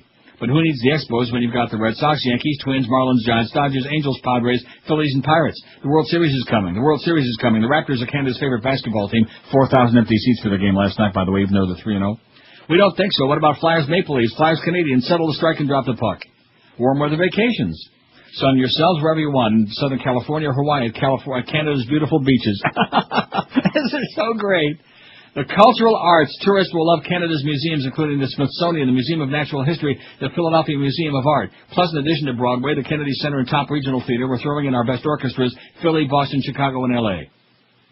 The entertainment industry. You already love our movies and TV shows more than those red staters. And now, when the rare production shoots in California, New York, instead of Vancouver or Toronto, you still get credit for the jobs and the tax revenue. The automobile industry. Ohio can keep its Honda plant. GM's, Fords, and Chryslers are made in Canada, eh? The biotech industry. With many of the world's top biotech firms located in Massachusetts, New York, Washington, and California, thanks to $6 billion in new stem cell research funding, it's likely that Canadian scientists will cure cancer and heart disease within the next 50 years. The computer industry. That's right, we keep Microsoft, Apple, Hewlett-Packard, and Silicon Valley. America gets Dell. A burgeoning tourist industry. Now you've got a lot more to sell than Toronto, the Cabot Trail, and the glaciers at Banff. Even red staters love to visit Atlantic City, the Liberty Bell, Maui, the Space Needle, and Disneyland. Now Disney Canada. Fresher produce. Canada, the artichoke, garlic, and strawberry capital of the world, and Canadian wines just get a whole lot tastier. Arnold Schwarzenegger, he can't be president, but he'd make a swell Canadian premier. What the red staters get? Exactly what they want. What blue staters get? Canadian citizenship, and we don't even have to move. Oh, Canada, a national anthem that's much easier to sing than the Star-Spangled Banner. Free flu shots, not to mention free health care. You don't like our values, red staters, you got your wish, we're out of here. But remember, the next time you want to see a Broadway show, visit Wine Country, Hawaii, or the birthplace of liberty. Don't just bring your Visa card, bring your visa. You're in Canada now, and we're tightening our borders. Don't delay, Canada. This offer expires in 4 years. You're listening to Neil Rogers exclusively on 560 EAN. Also, by listening to the Neil Rogers 12 to 1 hour. I killed Nicole. On the bloody glove. Oh! Glove. A bloody glove. I'm dying over here. I went to O.J.'s estate and something wasn't right. I took a walk on down the street and I took out my flashlight. And I suspected something funny when I saw a spot of blood. Then I jumped over the wall and I knocked on Cato's door. He told me about some thumps he heard, so I looked around some more. And I suspected something funny when I found a bloody glove. A bloody glove. Oi! But I didn't tell Cato. A bloody glove. Whoa, whoa, whoa, whoa. Next thing we knew, O.J. went on a low-speed Bronco ride. Now he's in an L.A. jail charged with double homicide. And I believe it's first-degree murder he's guilty of. It's because of a bloody glove. From 18 at 560, speaking of O.J., we'll play a lot of O.J. bits today in honor of this great news from the Inquirer. Nice going, you go, boys. Oh! World exclusive in the Inquirer, O.J. busted. The Inquirer helps police uncover his hidden treasure trove of memorabilia. Now he's terrified the IRS will prosecute him for tax evasion. Oh, wouldn't that be beautiful? Oh, hallelujah. Put his nasty, crooked old ass back in the slammer. I would love that, wouldn't you? Yeah, absolutely. Let's take a vote at QAM except for the water Nazi and your buddy Greg. You think there's anybody in there that would, like, stick up for O.J.? No. Because we don't have anybody else that's stupid in the building. O.J. liquors my ass. Anyway, busted. In a crushing blow to O.J. Simpson, cops have found the loot he's hidden for 7 years from the murder victims' families. And now they're getting his fortune thanks to the Inquirer. You go, boys. What's more, a stunned Simpson is terrified the IRS will be swooping down on him for hiding huge cash assets. The families of murder victims Nicole Brown and Ron Goldman won a $33.5 million civil suit judgment against O.J. in a wrongful death trial in '97, but have been unable to collect a penny until now. Before authorities could seize his personal property to compensate them, Simpson allegedly hid the items, including a treasure trove of memorabilia. But the mystery of the missing loot was finally solved as the steel doors of a nondescript storage bin on the outskirts of a small California farm town swung open. It was a rainy Sunday morning, October 17. You got it? October 17, mark it down on your wrist. All right. Inside the CD unit, dusty and draped in cobwebs, there were many of O.J.'s most cherished possessions worth more than $100,000. That's just the face value. Among the several dozen items police carefully inventoried are golf clubs in O.J.'s personalized bag, his college and pro football jerseys, his ornately carved chess set, 2 NFL footballs, an inscribed wedding gift, and his script for Frogman, the movie in which detectives believe he learned how to cut a victim's throat. Frogman. Many items have tremendous value on the collector's market, including O.J.'s 1973 Man of the Year plaque, a Friars Club College Football Player of the Year award, 3 boxes of O.J.-endorsed phone cards, 3 photos of O.J. with his best pal and white Bronco getaway driver A.C. Cowlings, and a wide variety of rare autographed memorabilia and a partridge in a pear tree. The newly discovered valuables are part of a haul estimated to be worth more than $1 million that O.J. allegedly had pals take from his Rockingham mansion in '97, hours before the local sheriff arrived with a court order to seize it. Much of the stash had been carefully hidden all these years by his best friend and sports business agent, Mike Gilbert. In a world-exclusive Inquirer story published October 4, Gilbert charged that O.J. is guilty of tax evasion on such a massive scale that experts believe it will finally land him behind bars for up to 5 years. All right. Oh, yes, there is a God. I've seen the light. Isn't that great? Yeah. I wonder how many black jurors they're going to have to find to get him off on this one. About 30, man. Simpson allegedly failed to report more than $1 million in income from all-cash memorabilia deals and interviews arranged by Gilbert. Now an irate O.J. feels betrayed by his old pal. All the old pals all the time in all these stories. There's an old pal who pledged to cooperate fully with the IRS and told the Inquirer of the hidden stash, and led the Inquirer to the hidden stash of memorabilia and other valuables. When O.J. found out Gilbert handed over his stuff from Rockingham Mansion, he went ballistic, an insider told the Inquirer. O.J. is horrified, he told me. Now he's bringing the IRS down on me. That's all I need right now. Oh, my God. It's not bad enough he's got that daughter that keeps going ballistic and his girlfriend that's got the little nose problem. Right? Right. And all his accusations about all that drug deal and all these other things.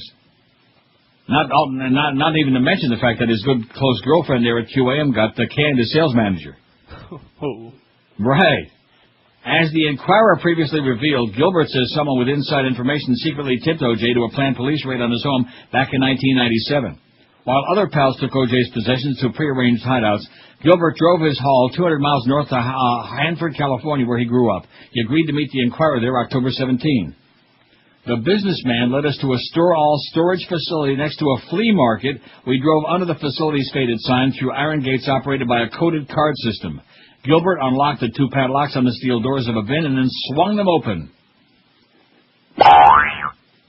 I hid the stuff here because O.J. didn't want the Browns and Goldmans to get their hands on anything, especially things that meant so much to him, Gilbert confessed to the Inquirer. He reached for a cardboard cylinder and pulled from it a rolled-up lithograph by Ron Bailey commemorating the season that Simpson rushed for a then-record 2,003 yards. Nicole had the matching lithograph on the wall of her home, and that's how police first connected her to O.J. after the murder, said Gilbert. The sports agent reached into the pile of belongings and drew out a framed tribute given to the couple on their wedding day, February 2nd, 85, by fellow Football Hall of Famer Lynn Swann to accompany his gift of cases of wine and champagne. Wrote Swann, "May your lives together share the qualities of these wines. Enjoy your love as you enjoy this swine." Said Gilbert, it was one of O.J.'s prized possessions. He hung it in his study. One by one, Gilbert uncovered all of the disgraced football star's treasures. Prominent Sacramento memorabilia expert Bruce Froman, who owns B&L Connection, a well-known sports memorabilia shop, agreed to value the items for the Inquirer. They were a collector's dream, he said. They could fetch in excess of $100,000. The fact they've been hidden away for 7 years gives them even greater value in the eyes of collectors. Gilbert has pledged to the Inquirer he'll help the Browns and Goldmans track down the rest of O.J.'s possessions. They're hidden in storage facilities and private homes all over the country, including O.J.'s own home in Miami, Gilbert told the Inquirer. How do you like that? See you people in Kendall, I'd be going right now knocking on O.J.'s house saying, okay, where's the goods? Where's the goods, you murdering bastard? And he stands ready to be questioned by the families and their lawyers, says Gilbert. You know Gilbert? I'm ready to cooperate fully so they can retrieve what's rightfully theirs. Then maybe I can get back the peace of mind and self-respect I haven't had in years, Gilbert said. Incredibly, O.J. and Gilbert were once so close that one of the businessman's cars still has the license plate Thank 32, a reference to Simpson's jersey number at Southern Cal and the Buffalo Bills. What uniform number you wear in San Francisco? Wasn't it 32? I think you always wear 32, yeah. Well, are you sure of that, though? Not 100%. I'll find out. No. On October 18, the Inquirer accompanied Gilbert to the Kings County Sheriff's Department in Hanford, where he'd arranged with the Goldman attorneys to hand over the loot. He was met by Chief Civil Deputy Lee Reynolds, who carefully inventoried every item, filling 4-line pages. Deputy Reynolds turned down only one of O.J.'s items for its lack of value. Ironically, it was a tattered piece of yellow police crime scene tape. I know it came from the murder scene, Gilbert told the Inquirer, but I have no idea how O.J. got hold of it or why on earth he wanted to keep it. A piece of yellow tape from the police crime scene where O.J. murdered Ron and Nicole. Oh, God, wouldn't that be great to see his ass behind bars? And the rest of them, too, wouldn't be bad. Get some nice treatment in there, O.J. Maybe they'll finally mete out some justice behind closed bars. They don't like double murderers in prison, you know? They'll juice them. Yeah, they'll juice him is what they ought to do. That's what they should have done in the first place, was give him the old zap. They should have given him the damn juice. See, this is another example of the kind. See, this is something I know can drive you crazy, but keep this in mind, boys and girls. I don't want to get all serious. We had a depressing election for a lot of us. But stop and think of all of the crap that goes down, unfolds before the public's eyes every single day. And the American media, man, they are AWOL. They're out to lunch. They're absent without leave. They're gone. They're not doing their duty, man. The outrageous, the disgustingly grotesque, unacceptable crap that happens each and every single day. Just like this slaughter that's going on right now outside the way in Fallujah. We've already got 2 American Marines dead. They haven't even started yet. And this lying sack of crap, Mr. Values himself, Mr. Moral Values, tells Pat Robertson, oh, there aren't going to be no casualties. This is going to be a piece of cake. Walk in the park. Won't be no casualties. Not when I fight a war. I'm a war president. 26. I get a little too worked up today, I think. It's only Monday. Yeah, you got to calm down. Okay. George will be back tomorrow. He'll keep me calm. Although I sure hope he didn't send me this birthday gift. Maybe Boca Brian did. The prisoner, my ass. I mean, I like the prisoner. I've seen them all many, many times. See, it's bad. I shouldn't be doing that. Isn't that cheesy to be doing that? When somebody makes the effort to send you a birthday gift that you only have to pay $21.54 postage to collect. Yeah, happy birthday. Pay $21. Yeah. I could, like I said, I could have won some. Maybe that would have been 10 649 tickets on Wednesday night. Maybe I could have won a $4 million. Yeah, you've been coming close lately. Not lately. No, just that one time. That's it. That was my chance. Okay. I only won $25 Saturday, so I don't think so. Although that $25 is gone now, most of it, for that $21.54 for the gift. Hey, now is the time to save like never before at Armstrong Ford of Homestead. They must clear out all remaining 04s to make room for the 2005s. You'll save like never before on all remaining 04s in stock ready for immediate delivery, if not sooner. And all the 05s are in and ready to roll out, too. Plus, for a limited time, get 0% financing on any of the following: Explorers, Escapes, Focuses, Tauruses, and Mustangs. Certain restrictions apply. The lots at Armstrong Ford of Homestead are just jam-packed. And with more 05s arriving every day, they're cutting prices on the 04s like crazy right now to save you a ton of cash. Armstrong Ford offers you more value, too, because when you buy your Ford from Armstrong Ford, I wonder if he's kin to George Armstrong, former captain of the Toronto Maple Leafs. When you buy your Ford from Armstrong Ford, you'll get their exclusive Tires and Batteries for Life program. That's correct. Tires and batteries for life.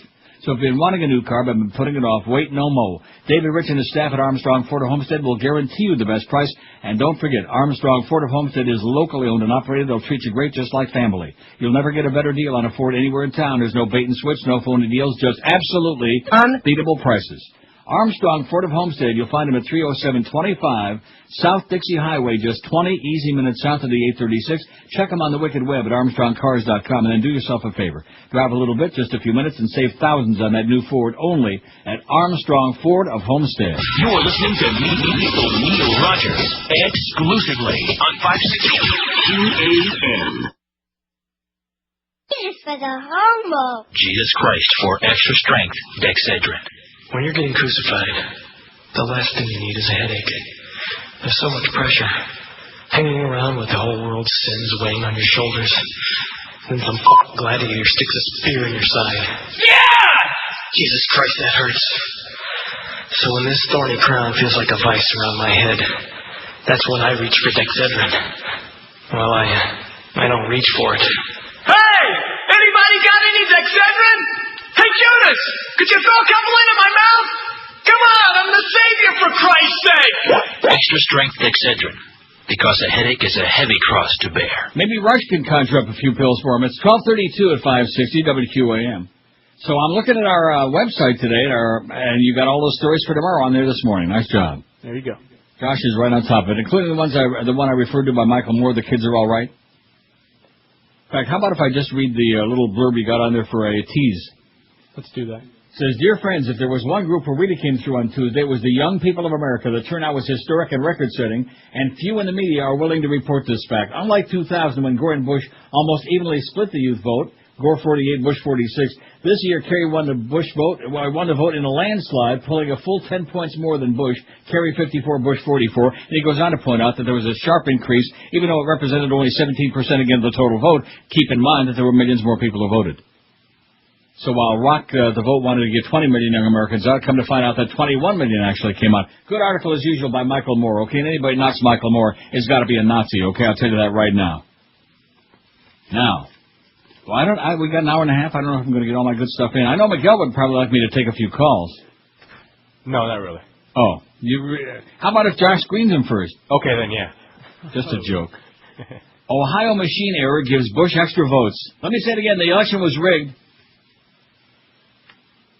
I don't think the Democrats are ever going to win again. Maybe our poll today is a moot point, because I don't think it really makes much difference. An error with an electronic voting system gave President Bush 3,893 extra votes in suburban Columbus, elections officials said. Franklin County's unofficial results had Bush receiving 4,258 votes, Democrat John Kerry's 260 votes in a precinct in Gahanna. Records show only 638 voters cast ballots altogether in that precinct. So they had They had a total of about 4,500 votes cast, but only actually 638. See, the exit polling was right on, okay? The exit polling counted the votes. It's just the election votes, so when you vote, a lot of you didn't count. Oh, that's nice. Bush actually received, instead of 365, almost 300 for Kerry. But Bush actually received 365 in a precinct. Matthew Dan Schroeder, no kin to John Schroeder, director of the Franklin County Board of Elections, told the Columbus Dispatch. State and county election officials did not immediately respond to requests by the AP for more details about the voting system and its vendor, and whether the error repeated elsewhere in Ohio could have affected the outcome of the election. What do you think, huh? Bush allegedly won the state by more than 136,000 votes, and Kerry conceded the election Wednesday after acknowledging that 155,000 provisional ballots yet to be counted in Ohio wouldn't change the result. The Secretary of State, that Republican lackey, said Friday it couldn't revise Bush's total until the county reported the error. The Ohio glitch is among a handful of computer troubles that have emerged since Tuesday's elections. In one North Carolina county, more than 4,500 votes were lost because officials mistakenly believed a computer that stored ballots electronically could hold more data than it did. And in San Francisco, a malfunction with a custom voting software could delay efforts to declare the winners of 4 races for county supervisor. In the Ohio precinct in question, the votes are recorded onto a cartridge in one of the 3 machines in that precinct. See, in one machine, a malfunction occurred in the recording process, Dan Schroeder said. He couldn't explain how the malfunction occurred. Dan Schroeder said people who had seen poll results on the election board's website called to point out the discrepancy. The error would have been discovered when the official guy, yeah, sure it would. No problem. If there were any mistakes, they'll find them, and they'll say, oh, wait a minute, W, not so fast. Don't be bombing Iran yet and North Korea. They're doing it, by the way. Oh, and Everhart is still alive. One minute he's dead, one minute he's alive, one minute he's in a coma, he's brain dead, and then he's still alive. How do you like that? Just like Don Corleone, man. They shot him with 5 shots, and he's still alive. You can't kill that Everhart. He's trembling a little bit, but that's nothing new. Religious leaders prepare demands on the White House. Oh. Orlando. Hallelujah! Clean up that Orange Blossom Trail. They already did good. America's conservative religious leader. Wait till they find out all them fags at Disney World, you know? Holy moly. Do you think that they're going to have like a nervous breakdown when they do a little investigation? They'll probably like round them all up and send them for a quick shower. Yeah, especially when they find out that Mickey and Donald Duck are both gay. Yeah. They'll have to do something. Yeah, they're going to have to do something. All right, round them up, baby. America's conservative religious leader is credited with providing the margin of victory for President Bush's supposed re-election. You realize that he's gotten in there twice. He didn't win either one of the elections. Are ready to present the White House with a bill for services rendered. The list, they say, is a lengthy one, beginning with the nomination of U.S. Supreme Court justices who will overturn the landmark Roe v. Wade decision on abortion, increased support for a constitutional amendment banning gay marriage, where the president, by the way, says he's going to bring that back, and a larger role in policing decency for the FCC. Oh, a larger role. So you won't be able to say, that's right. In fact, you know what? I'm glad I mentioned that, because I think right now, while the coast is still clear. Crap. See? You got it? Crap. Because after this whole deal goes down, you won't be able to say anymore. Maybe you won't even be able to take one unless it's like real clean and medicinal. The Reverend Steve Smith, spokesman for the First Baptist Church of I wonder if he's kin to Stephen Smith, the harness driver. I sure hope not. He's Canadian, eh?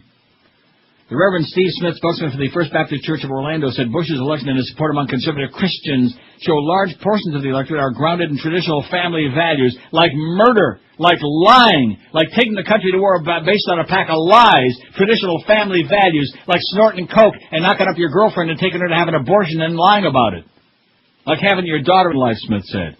Conservative groups will continue to push for an end to abortion, or at the very least, legislation greatly limiting the practice. Paul Scroggins, oh, I love that name, executive director of the Christian service agency Vision Orlando, said social and cultural matters important to evangelicals might become more of a priority for all lawmakers if the group continues to flex its political muscle at the polls. I think many evangelicals in the past have been either too busy or too apathetic or even too lazy to get involved, Scroggins be saying.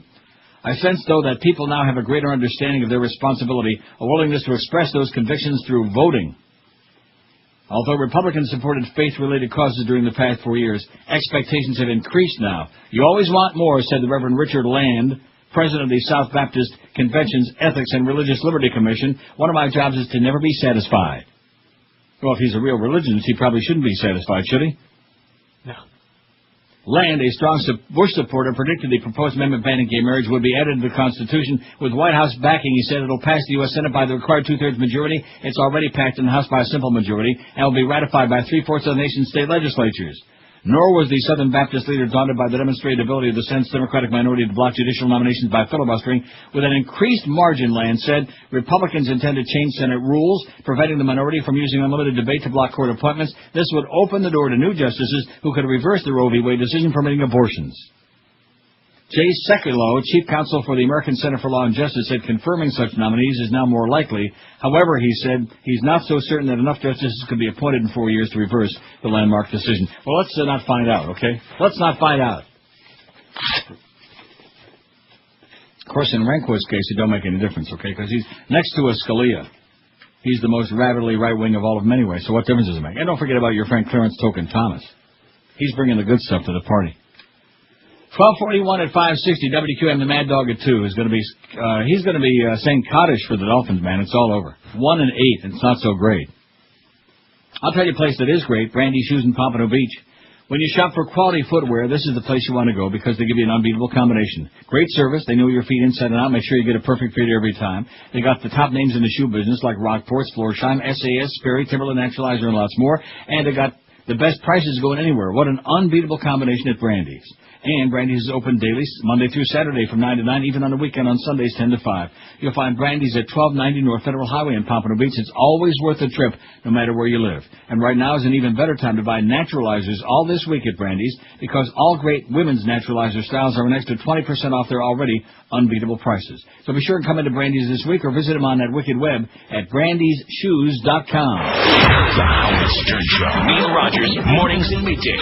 And sports around the clock. 560 QAM. You're gay. Absolutely.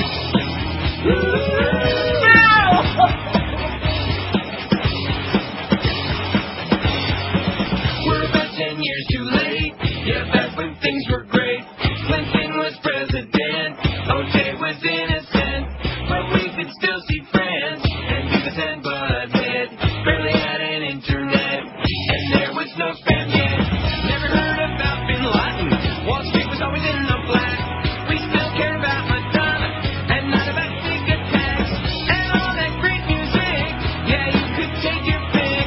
Like it was sent from God. No cell phones, no ringtones, no iPods played Oasis or Hootie. That Brandy was a cutie. There was Alanis Morissette and Julia Split from Lila. Then the Pumpkins were smashing. The Beatles tried to cash in, but nothing quite feels right since 1995.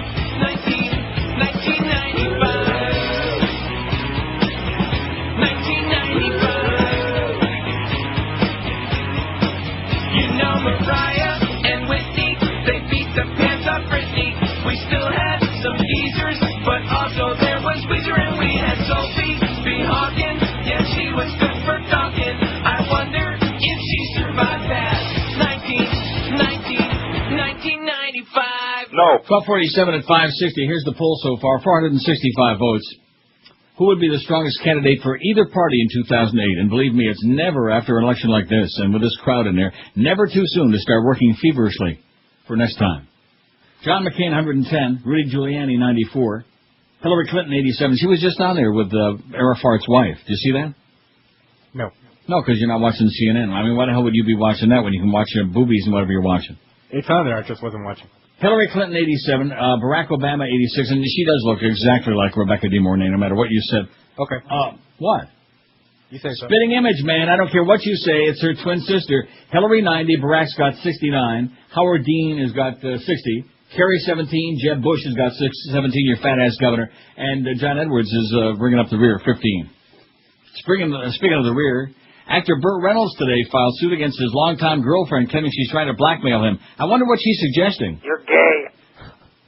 Burt Reynolds said more than a 6-year romantic relationship with Pamela Seals, a Tampa barmaid, no longer exists, and says she's now trying to get half of his estate, despite the fact they were never married. The attorneys for Reynolds allege Seals planned to spread false reports of physical and verbal abuse and prescription medication abuse. They say no official complaints or charges have ever been filed by Seals against Reynolds.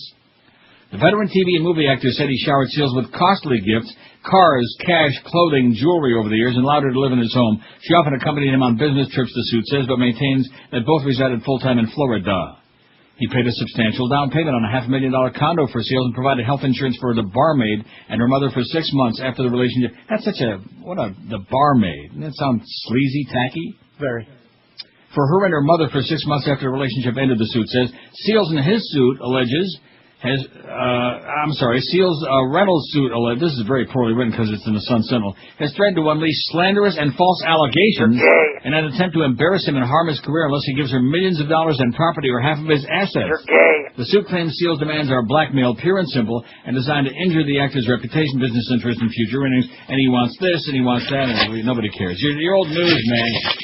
Go hang out with Dom DeLuise and get out of here, okay? Somebody to butch up your image a little bit like Dom DeLuise. Now here's the facts. It says, I was just wondering if you and your listeners would be interested in knowing where our family man, new Senator-elect Mel Martinez, spent his early Sunday hours. Oh, no. Well, we can't verify this. No. I mean, it suggested he was in a strip joint.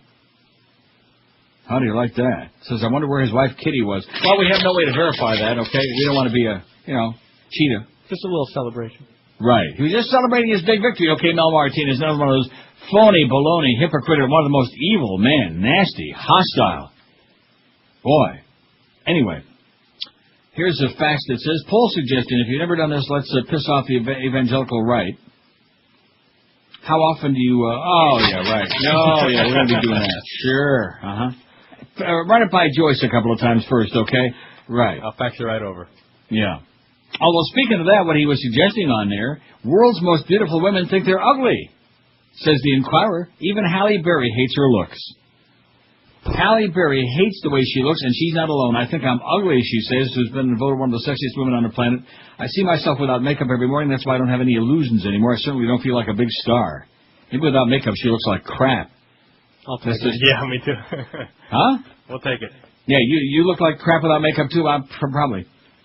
That's a strange opinion from someone who was a former Miss Teen All-America Beauty Pageant winner and a first runner-up in the Miss USA pageant. But Halle's harsh criticism of her looks is no surprise to researchers. They discovered that only 2% of the world's women actually think they're beautiful. In a poll by Dove Soap. See, I prefer Dove bars to Dove soap. Ever have a Dove bar? Yes.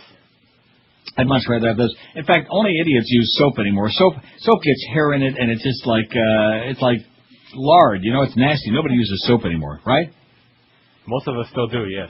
You use soap? What the hell do you use? Body wash, man. Oh, God. Are you crazy? Soap went out with knickers. You still use soap? Yes. Oh, brother. Well, don't drop it.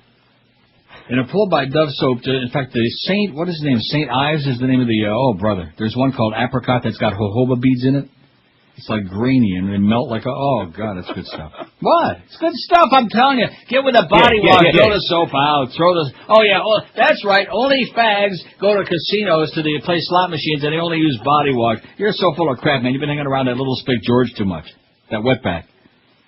In a poll by Dove Soap, just 3% of American women and 6% of Brazilians thought of themselves as beautiful, while not one Japanese woman would use the beautiful word. Well, oh, sorry, Eric's wife is Japanese. I'm sure she's lovely.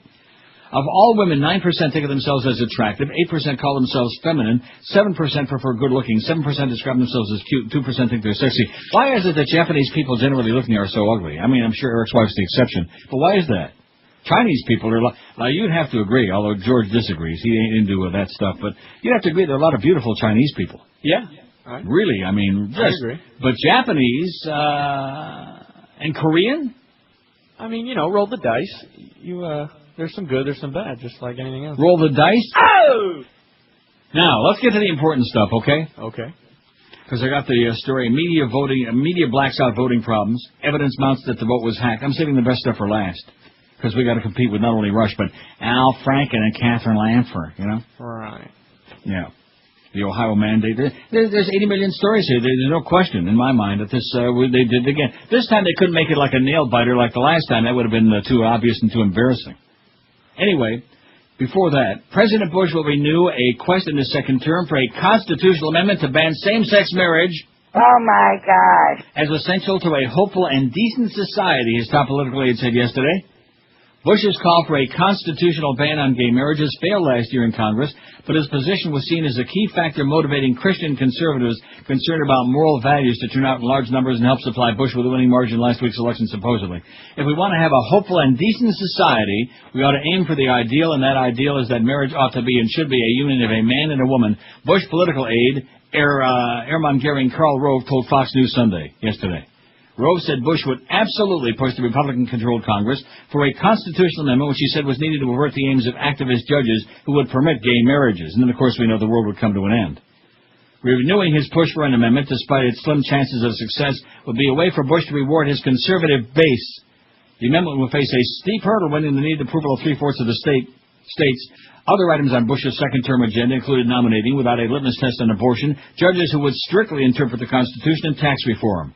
Rove said Bush wanted to review the tax code in its entirety, which suggested a broad-based reform was possible. Republicans' ability to deliver on their campaign agenda will determine whether the party can realize its potential to retain a governing majority for decades, he said. For decades.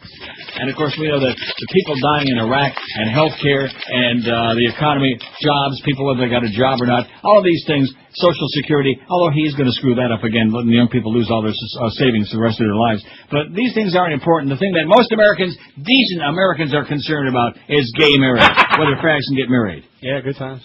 Now, I just mentioned this in passing, since there are the blue states want to become part of Canada, the United States of Canada, well, they'll fit right in then.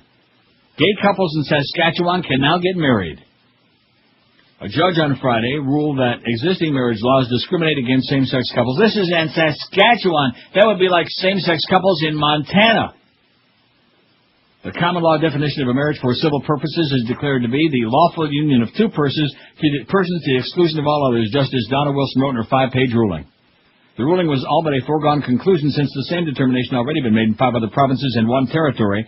It also was not contested by the province or the federal government. How do you like that? They don't have no George Bush here, thank God. Courts in Ontario, British Columbia, Quebec, Manitoba, Nova Scotia, and the Yukon even have all called the current marriage definition discriminatory. More challenges are pending. 2 couples are challenging the law in Newfoundland and Labrador.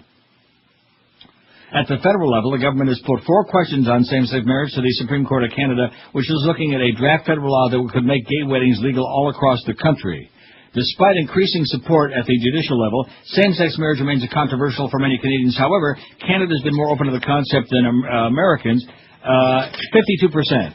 I think it's like 52 to 30-something with some undecided. 52% Canadians are in favor of gay marriage.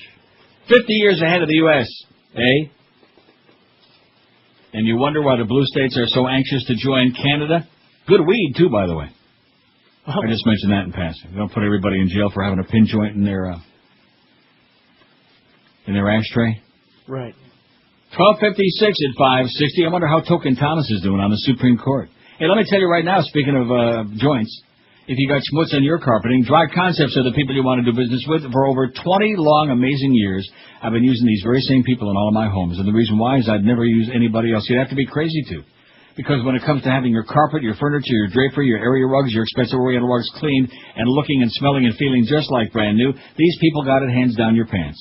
Because they dry clean your carpets, which sucks out even the deep down dirt and the fibers of your carpet, which you can't see with the naked eye, which makes it not only look clean and just like brand new, but sanitary as well. And don't forget, your carpeting is as bad as your sink when it comes to being a collector of germs. And as far as doing business with these folks, it's a pleasure. It's a mahai, as the Chinese say, because those $5.95 per room scam artists that rip you off at the end, forget about those guys. Dry Concepts gives you a written guaranteed price up front before they even start doing the job. And Dry Concepts uses a rapid drying technique, so your carpets are dry in just an hour and a half, so you really can clean today and entertain tonight. They're the best in the universe, so if it's that time, if your carpets are starting to get in nasty shape, give them a call today. They'll never let you down. In Dade, Broward, and Palm Beach counties, it's a toll-free call, 1-800-248-5071. That's 1-800-248-5071. 5071. On the web, it's DroitConcepts.com. That's Drott Concepts, making carpets clean and brand spanking new looking in South Florida since 1979. You're listening to Neil Rogers exclusively on 560 QAM. Oh boy, it's the 1 to 2 hour. It's gonna be my first presidential election. Well, I wouldn't get too excited about it. Why not? There's a lot of pasty-faced suit-wearing crackers thinking Jack got to a Democrat. Whoa, I'm a black vote, undisposable vote. I disappear in thin air. That's where I go when it's your civil rights. The GOP abuses with its rich computers for manipulation and redistricting locations that are very far away. And the way it turns out, if you're black, they won't count the black vote. In old days, I used to get dropped in a lockbox. But in 2000, we were tossed to dumpsters and vacant lots. Now they got computers that'll save all that trouble by just not recording the vote in the first place. Is there anything we can do? Man, I've been trying to warn everybody the last 4 years. Oh, some have tried to make a difference. The public apathy prevailed, and they waited till the last minute. I'm afraid it's too late now.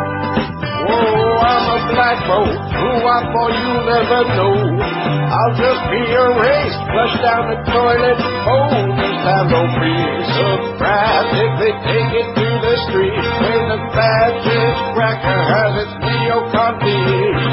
Weasel and cheat and try to take the civil rights away. In the dark neighborhood where your vote ain't no good. I'm a black vote. We're killing them evildoers in Fallujah, baby. We're getting them. 103 at 560. We're killing them for Christ, man. The Spirit of Christ compels you to kill those bastards. That's right. Praise the Lord. David Swanson writes, media blacks out voting problems. The mainstream media has fallen down on the job by failing to cover efforts since November 2 to ensure that all votes in the presidential election are accurately counted. The conclusion by John Kerry that an investigation could not possibly reverse the election may quite possibly have been a premature evaluation. But the question that both activists and the media should be asking is not whether there was enough fraud and errors to decide the election, nor even whether there was more than is usual, but whether there was any fraud or errors, where the problems occurred, how they can be prevented in the future, and in particular, whether new kinds of fraud were permitted by new technologies and by the privatization of our election process. The ILCA, the International Labor Communications Association, is especially concerned because of indications detailed below that fraud may have occurred in areas where there are heavy populations of workers, African Americans, and other progressive voters that our member organizations represent.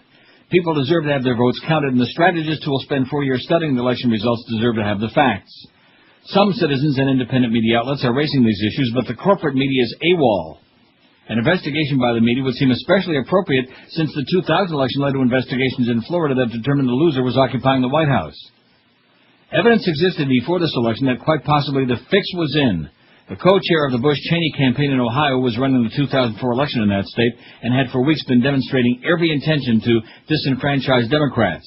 The head of a company manufacturing electronic voting machines for use around the country had announced his intention to help Bush stay in the White House. The weaknesses and susceptibility to abuse of electronic voting machines, including the machines that many people vote on and the machines that add up the votes for multiple precincts, have been well documented. If the pre-election context wasn't enough to put the media on alert, the exit polls on Election Day should have been. The polls by the National Election Pool throughout the day showed Kerry ahead in a number of swing states. Media commentators made it quite clear that they had seen and took seriously the polls. Professional pollster John Zogby took them seriously enough to call the race for Kerry. Wall Street took them seriously enough to start dropping stock prices. Back on September 28th, the New York Post, in an agreement with other U.S. media outlets, editorialized that the results of a recall election in Venezuela had been proven fraudulent by exit polls.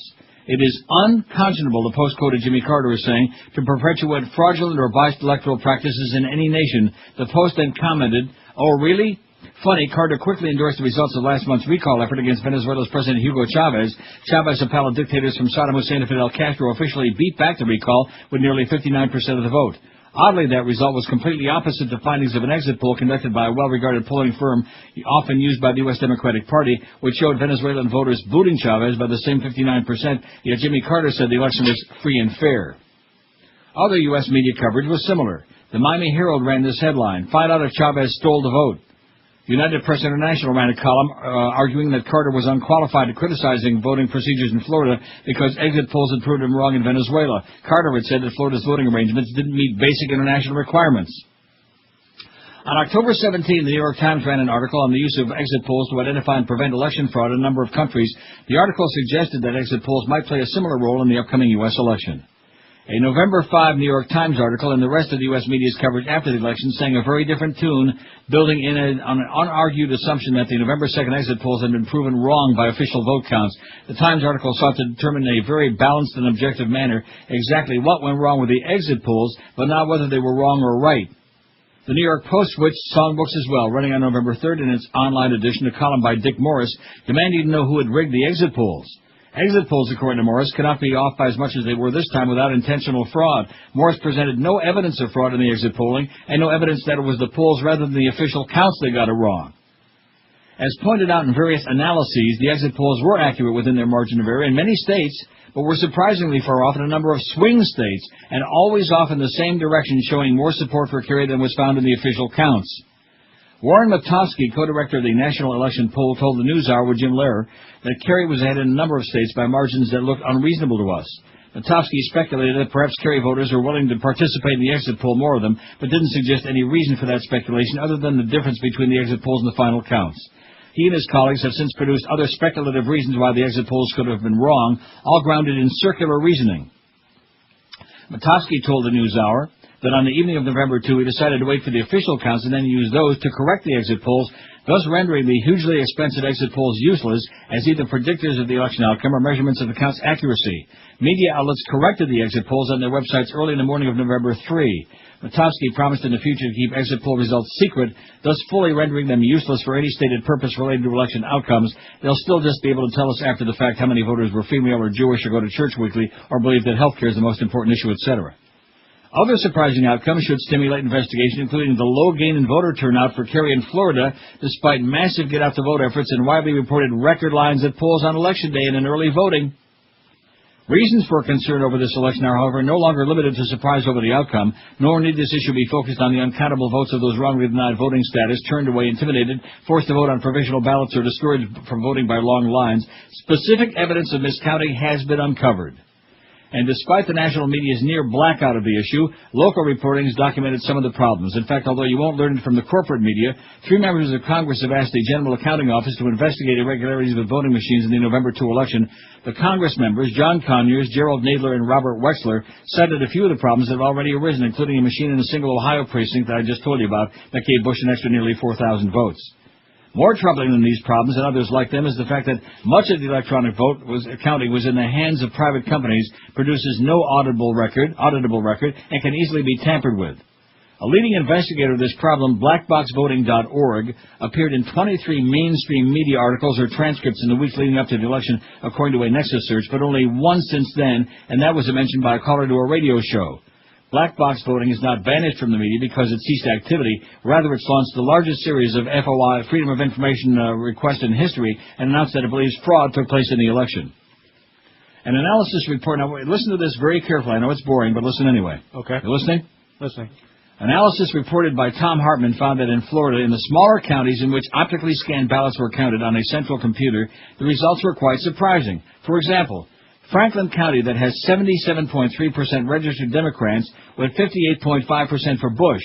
Holmes County, with 72.7% registered Democrats, went 77.25% for Bush. Yet in the larger counties, Hartman noted, where such anomalies would be more obvious to the news media, high percentages of registered Democrats equaled high percentages of votes for Kerry. And although elections officials didn't notice these anomalies, in aggregate they were enough to swing Florida from Kerry to Bush. If you simply go through the analysis of these counties and reverse the anomalous numbers in these counties that appear to have been hacked, suddenly the Florida election results resemble the Florida exit poll results. Kerry won, and won big, in Florida. According to Hartman, the Democratic candidate for the U.S. House of Representatives from Florida's 16th District, Jeff Fisher, claimed to have evidence of hacking that would explain these results, and he's turning over that evidence to the FBI. Bev Harris of BlackBoxVoting.org explained how such easy hacking is on a CNBC talk show some months back. Watch the clip. The mainstream media hasn't touched this story. Nor has the corporate media touched on the topic of spoiled ballot. It says watch the clip. You can click on that and watch it if this is on our website. We got this on today? I don't know. Media blacks out voting problems. Yes, it's today's story, so you got it on. I'm sure you do. Yeah. So click on where it says watch the clip, and you can watch it. Nor has the corporate media touched on the topic of spoiled ballots and hanging chads in Ohio, which BBC reporter Greg Palash believes wrongly cost Kerry the election there, which I read on Friday. The stories of election problems that would seem to merit investigation are numerous. See, for example, these, and it's got some you can click and watch. In New Hampshire, the Nader Camejo campaign has challenged the electronic voting results. In Auglaize County, Ohio, in October, a former employee of Election Systems and Software, ES&S, the company that provides the voting system in Auglaize County, was allegedly on the main computer that's used to create the ballot and compile election results, which would go against election protocol. The mainstream media will not report these claims unless indisputable evidence is produced that Kerry won the election, and if the 2000 election is any guide, the media will bury the story even then. In the meantime, following the narrowest win for a sitting president since Woodrow Wilson, the media has announced that Bush has a clear mandate to enact his agenda, an agenda that the media is reporting on more now than prior to the election. Clearly, the top agenda item for those who care about democracy in this country must be reshaping our media. Passing reform through Congress presents the same chicken and egg problem as campaign finance reform or term limits or instant runoff voting or greater access for third parties. How do you force politicians to oppose their own interests and those of their funders? An alternative is to build our own media to compete with the corporate vision. Rebuilding labor media is the mission of the International Labor Communications Association, and we see that mission as having just grown more important than ever. That's one. Then there's another story. Well, I don't know how many of them I want to read, you know? Right. Miguel will go into a coma. He'll get upset. Is he already asleep? Yeah, he's done. He's finished? Already left? Nappy poo. He's probably on the phone with his girlfriends again, if you ask me. Both of them. Here's the poll results so far. Who would be the strongest candidate for either party in 2008? 585 votes. John McCain, 140. Why, I have no idea, because he sold out totally. After Bush trashed him in 2000 and just made personal attacks against him and his wife that were unconscionable. Sold out. John McCain, 140. Rudy Giuliani, 120. Hillary Clinton, 111. Barack Obama, 85. He should have like 500. Howard Dean, 72. John Kerry's only got 20. Jeb Bush's fat-ass Governor Bush, 20. And John Edwards, only 17. He was weak. Very, very weak. And you notice, in spite of how weak he was, he still won a debate over hard-ass Dick Cheney. Very true. You know, the one that's got the bulldog daughter, Mary Cheney? Right. And appreciated so much the kind words that John Edwards said about him and his family. 113 at 560 WQAM. I want to tell you right now about our friends over at Guaranteed Mortgage Bankers in Deerfield Beach. With over 275 different mortgage programs available to them, they will find a mortgage for you no matter what your situation is. Recently, they helped a listener of ours who never dreamed that he'd be able to qualify to buy his own home. Not only were they able to qualify him, they were able to present him 3 options as to the type of mortgages he could get. And they worked closely with him to determine which one was best, and then they made it happen. That's Guaranteed Mortgage Bankers in Deerfield Beach, and you can call them toll-free right now. 1-800-734-6616. Whether you're looking for an interest-only loan, a 30-year fixed rate, About 30, man. or one of the many low-rate adjustable mortgages, Guaranteed Mortgage Bankers in Deerfield Beach has exactly what you need. They offer payments as low as $332 for every $100,000 you borrow. Guaranteed Mortgage Bankers also has something else. Not only will they make your mortgage happen, they'll even send you on a cruise. That's correct. After you close your loan with Guaranteed Mortgage Bankers in Deerfield Beach, you can choose one of 6 different 7-night cruises, compliments of Guaranteed Mortgage Bankers. Call them today, whether you're looking to buy a new home, an investment property, or just refinance your current mortgage. Call 1-800-734-6616, or on that wicked web, it's GuaranteedMortgageBankers.com. That's Guaranteed Mortgage Bankers in Deerfield Beach, where you'll be treated just like family. Call them toll-free right now. There's no obligation. 1-800-734-6616. You're listening to Neil Rogers exclusively on 560 QAM. Partially awesome. Now there's a new pizza that's totally awesome. It's Domino's Mile High Pizza Pie. One entire pizza piled on top of another pizza with another pizza on top of that with 3 toppings of your choice. Then we pile another pizza on top of that. Cool. But we're not done yet. We put another pizza on top of that and another pizza on top of that with 3 additional toppings of your choice. Can they be the same toppings that are on top of the pizza that's 3 tiers below that? No, but on top of that pizza is another pizza. And on top of the pizza above that, you can repeat the toppings choice from 8 layers down. Well, can the 4th pizza up from the one below the second one with 3 toppings have stuffed crust? No, but the third pizza down from the one above the second one with 3 toppings can for only $3 more. Wow, I can't wait to get stoned and order one. Domino's Mile High Pizza Pie. Waddle your way across the living room and open the door. It's Domino's. All right, 119 at 560. I don't want Miguel to go into a coma there, so I won't read any more stories except, let's see, 1, 2, 3, 4, 5. I only got 6 more. All right, sounds good. Huh? Sounds good. Well, is he still there? No, he's dozing. Or did he leave? No, he's here. I think he left. I think he set up a hot date with one of his girlfriends.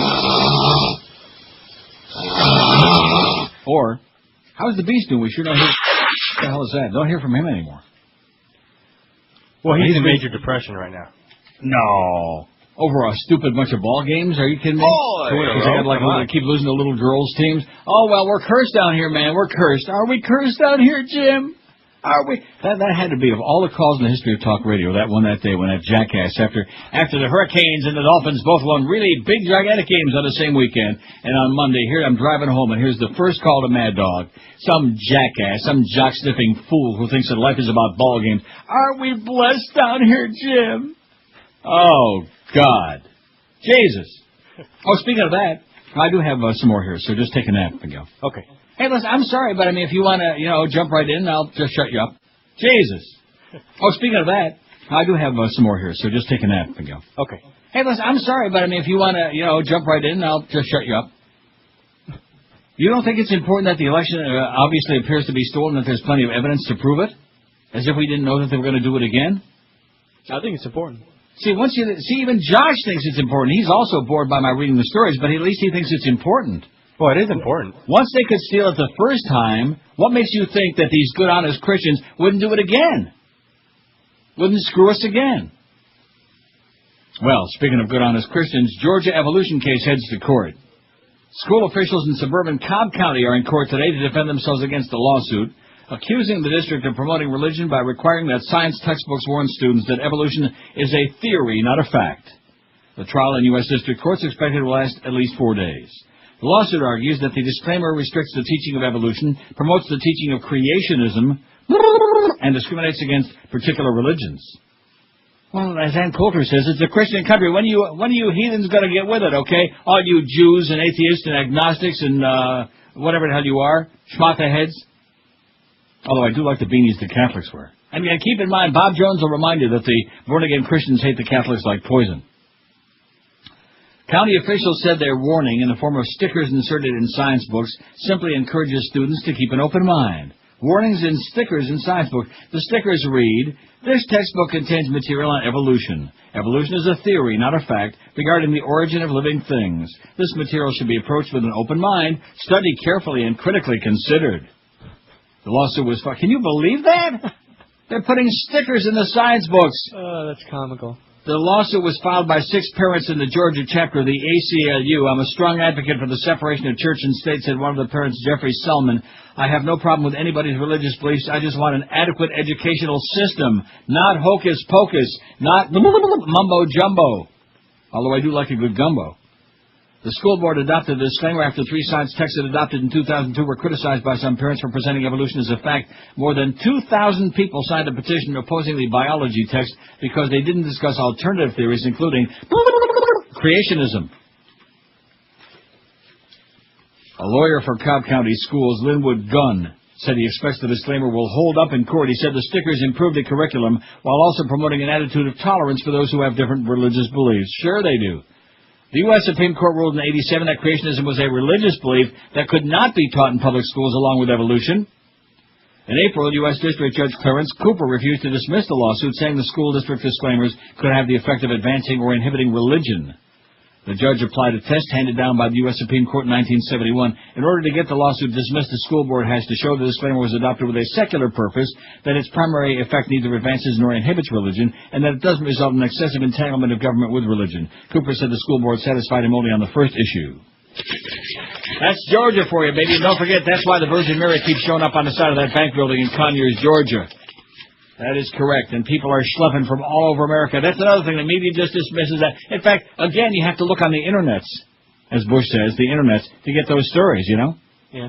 Because the mainstream media doesn't touch the once in a great while they'll do one of those like on a 60-minute show or like 2020. Once in a great while. Once in a coon's age. But generally speaking, they don't want to touch that because they are scared like hell of the religionist man and the God Squad, the Jesus Christers. They're terrified of them. And so then when his... Did you notice how they glossed over the scandal with Jan and Paul Crotch? Huh? But they didn't make a big deal about that, about his crotch.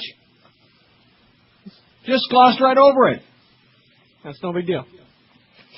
Whatever you say. Maureen Dodd, I love you, Maureen. I don't think I have time to read this, do I? Yeah, I do. It's short. Oh, you're going to be pleased with that. Miguel. Goody. Maureen Dowd, Rove's revenge. Just how much did Karl Rove hate not being one of the cool guys in high school in the 60s? Enough to hatch schemes to marshal the forces of darkness to take over the country? Oh, yeah. A supporter of Nixon against Kennedy at 9, the teenage Karl was in his description a big nerd, a small guy with a pocket protector, briefcase, and glasses almost as big as his head. Even as a high school debater in Salt Lake City, Rove just didn't want to win. He wanted the opponents destroyed, writes James Moore and Wayne Slater in Bush's Brain. He would defeat them, slaughter them, and humiliate them. The boy genius, as W calls him, the architect who helped him get the second term he dearly wanted to surpass his father, is happy to crush the liberal elites inspired by Kennedy's New Frontier under the steamroller of 19th century family values. Like the president, vice president, and defense secretary, General Karl wanted to wipe out the gray. If it feels good, do it. Blame America first, doused in Vietnam, guilt 60s, and turn the clock back to the black and white Manichaean values of the 50s. W and Karl played up Western movie stereotypes. After 9/11, the rugged frontier myth, the hunter-Indian fighter hero of war and a civilization against savagery, worked better than ever. But this White House frontier is not a place of infinite progress and expansion, stretching society's boundaries. It doesn't battle primitivism, it courts primitivism. Instead of the new frontier, Karl and W offer the new back tier. Even as a child, I could feel the rush of JFK's presidency racing forward, opening up a thrilling world of possibilities and modernity. We were going to the moon. We were confronting racial intolerance. We were paying any price and bearing any burden for freedom. We were respecting faith but keeping it out of politics. Our president was inspiring much of the world. Our first lady was setting the pace in style and culture. W's presidency rushes backwards, stifling possibilities, stirring intolerance, confusing church with state, blowing off the world, replacing science with religion and facts with faith. We're entering another dark age, more creationist than cutting edge, more pre-modern than postmodern. Instead of leading America to exciting new reality, the Bushies cocoon in a scary, paranoid, regressive reality. Their new health care plan probably will be returned to leeches. America's always had stains of isolationism, nativism, chauvinism, puritanism, and religious fanaticism, but most of our leaders, even our devout presidents, have tried to keep these impulses under control. Not this crew. They don't call to our better angels. They summon our nasty devils. Jimmy Carter won the evangelical vote in '76, and he won it in Ohio. He combined his evangelical appeal with a call for social justice, integrating his church and laboring for world peace. But W appealed to that vote's most crabbed insecurities, the disparaging of each other, the fear of those godless hedonists in the blue states out to get them and their families, and the fear of scientific progresses with stem cell research. When William Jennings Bryan took up combating the theory of evolution, he did it because he despised the social Darwinists who would use the theory to justify the survival of the fittest in capitalism. Bryan hated anything that justified an economic system that crushed poor workers and farmers, and he hated that the elites would claim there was scientific basis for keeping society divided and unequal. The new evangelicals challenge science because they've been stirred up to object to social engineering on behalf of society's most vulnerable, the poor, the sick, the sexually different. Yet the Bush conservatives do their own social engineering. They thought they could toughen up the American character with the invasion of Iraq. Now they want to reshape the country on moral issues, though their morality seems to allow them to run a campaign full of blatant distortions and character assassination and to mislead the public about the war. Back in 1994, Newt Gingrich said he wanted the government to mold the moral character of Americans and wipe out the remnants of our counterculture McGovernicks. He got derailed, but now he and his pious friends are back in full cry, messing with our psyches and excluding themselves from the rules that they demand others follow.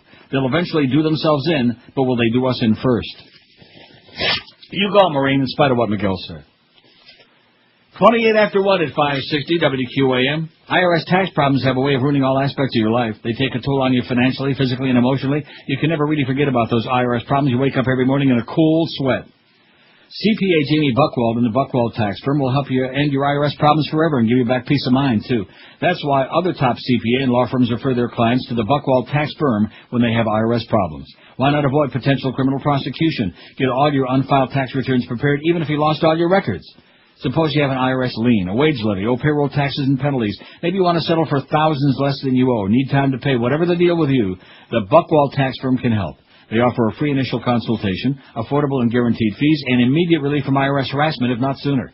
And best of all, you never even have to meet with the IRS because the Buckwald tax firm handles all your meetings and discussions. You don't even have to be there. Call them today, whether you owe $10,000 or $1 million in IRS taxes. The Buckwald tax firm can help you out. 954-575-2800. That's 954-575-2800. Call today for your free consultation or visit them on the web at irsfreedom.com. And stop worrying about the IRS knocking down that front door. 954-575-2800. You're listening to Neil Rogers exclusively on 560 QAM. One step is dumbfounded. If you can't get enough CSI, you need to get The Sounds of CSI, the only album with actual sound effects from the show, like the slow liquid drip of putrefying organs, and the squishy munching of squirming maggots gorging on human flesh. But wait, there's more. The Sounds of CSI also features the sharp, sickening crack of splintering bone as a bullet punches a hole in a human skull. And the low, heavy whoomp of a little lump of lead exploding out the back of the head in a slow-motion spatter of bone, brains, and blood. If it seeps, leaks, leaches, sprays, spews, gushes, dribbles, or oozes, you'll hear it on The Sounds of CSI. 133-2702, the Mad Dog will be along at 2. Now, the Dolphins, they got a bye week next week or what? Yep. Really? Because I looked on our schedule here. I don't see no game on Saturday. Although I didn't see the Hurricanes playing Virginia. Wouldn't that be something to lose to them? No, are they any good? They're going to win, yeah. Who's going to win? Miami. Is Virginia any good? Yeah, they're ranked, so we'll win. And Miami's going to win? That's right. No chance. Oh, They could get their ass kicked. And then the Dolphins have a bye week. Who do they play the week after that, do you know? Niners. Oh, now there's another game that they should win. The Niners are terrible. They could be. They're certainly in the bottom 5 teams in the league. They're probably right? the worst, yeah. They suck. They couldn't win a fixed game. But, now where is that game? Probably on the West Coast, right? Yep, yeah. Oh, like I said. 26 till 2. You'll like this story. Here's one Miguel will enjoy. It's about suicide. Listen up. A 25-year-old man from Georgia who was apparently distraught over President Bush's re-election shot and killed himself at Ground Zero. Andrew Veal's body was found Saturday morning inside the off-limits site, said Steve Coleman, a spokesman for the Port Authority of New York and New Jersey. A shotgun was found nearby, but no suicide note was found, Coleman. Do very many people kill themselves with a shotgun? That would be Kurt Cobain, right? Did he with a shotgun? Yeah. Seems a little bit clumsy to me. I don't know. Well, I guess if it works, whatever works for you. Veal's mother said her son was upset about the result of the presidential election and driven to New York. Gus Denisi, president of the Port Authority's Police Benevolent Association, told the New York Times in yesterday's edition. Friends said Veal worked in a computer lab at the University of Georgia and was planning to get married. I'm absolutely sure it's a protest, Mary Ann Mauney, Veal's supervisor at the lab, told the Daily News. I don't know what made him commit suicide, but where he did it was symbolic. His last words were, "I'm dying over here." Police were investigating how Veal entered the former World Trade Center site, which is protected by high fences owned by the Port Authority. Well, if they couldn't keep him out, I guess probably the terrorists probably take some good lessons from that, too. They're probably checking it out. Isn't that incredible? Yeah. Now, I wasn't going to read this because I really don't want to give Miguel all bent out of shape, although, quite frankly, screw Miguel. You know, who cares? Yeah, who cares? He's just sitting around there probably eating free food. Did they bring food in today, somebody? Early, yeah, Howie's. Who? Oh, Howie's. Well, that's good. We love Howie's. Yeah, they take care of us. They take very good care of all our friends at QAM and even some people in the past that we didn't like very much. Friends and enemies, because they don't discriminate at Howie's. They're great. How's Jeff Cohen doing over at the, whatever that place is? Who? Mike Whitney writes. That's it. Now you're starting to pick up on it. Something going on with that the whole deal, you know? Something. Of course, that's Skippy. So, anyway, from Smirking Chimp. It's short. It's not like long and ponderous like the other one that I didn't read all that well. I bumbled and fumbled because when they're long, I start reading too fast like Rick Sanchez. Like that. Mike Whitney writes the Ohio mandate. See, I want to give, there's like 80 zillion articles, maybe not that many, but at least about 30, man, all over the internet about this fixed election. It's not just paranoia or being a sore loser. It's the idea that maybe just once in a while we'd like to see the vote get counted right. Oh, there's James McGreevy. She's making her farewell speech. For your generosity of spirit. Bye-bye, sweetheart. The former New Jersey governor. By the extraordinary manifestations of unconditional love, compassion, and concern. Hey, listen, one thing I'd like to say to you before you leave. You're gay. Okay. See, in America, it's a big deal. Any place else, like in a civilized country, nobody would care. But a statistical analysis has been done. It shows on several swing states, and in every state that has e-voting but no paper trails, that the state totals have an unexplained advantage for Bush of around plus 5% when comparing exit polls to the actual results of voting. In every state that has paper audit trails on their e-voting, the exit polls results match the actual results reported within the margin of error. So we have matching results for exit polls versus voting with audits versus a 5% unexplained Bush advantage without audits. Rigged? You bet it was rigged. Only a few days have passed and already the results of election 2004 are beginning to stink like Fido's business on the front lawn. The Associated Press's admission that nearly 4,000 extra votes were delivered to George Bush in Franklin County, Ohio, where only 638 voters voted, is just the tip of the iceberg. That is, of course, unless you believe that the Bush administration has suddenly diverged from its well-documented pattern of lying, cheating, and obfuscating at every opportunity. I suppose that is a possibility, although not a very likely one. And please spare me that crackpot notion that 8 million more fundamentalist Christians descended from their mountain hideaways to file a vote for Bush the Younger. That absurd notion smacks of Karl Rove and his smoke and mirrors public relations team in the media. Of course they've got an excuse. They always have an excuse. This one, however, is especially lame with the suggestion that more of the new registrations, 8 of the 15 million, were filed for the warmongering, deficit-generating, torture-inducing Bush rather than his opponent. How likely is that? Sounds more like a well-prepared narrative to rationalize voter fraud. But don't take my word for it. Let's just allow the experts access to the voting machines. Then we'll find out who's really telling the truth. Black box voting, Bev Harris claims she has hard evidence, documents obtained in public records requests, inside information, and other data indicative of manipulation of electronic voting systems, and that legal action is forthcoming. Franklin County is just the beginning. Franklin's results simply indicate that the programmers got sloppy because they were under greater pressure from surge in new registrations. Many of the other counties will undoubtedly expose the same conspicuous discrepancies. Let's take a look.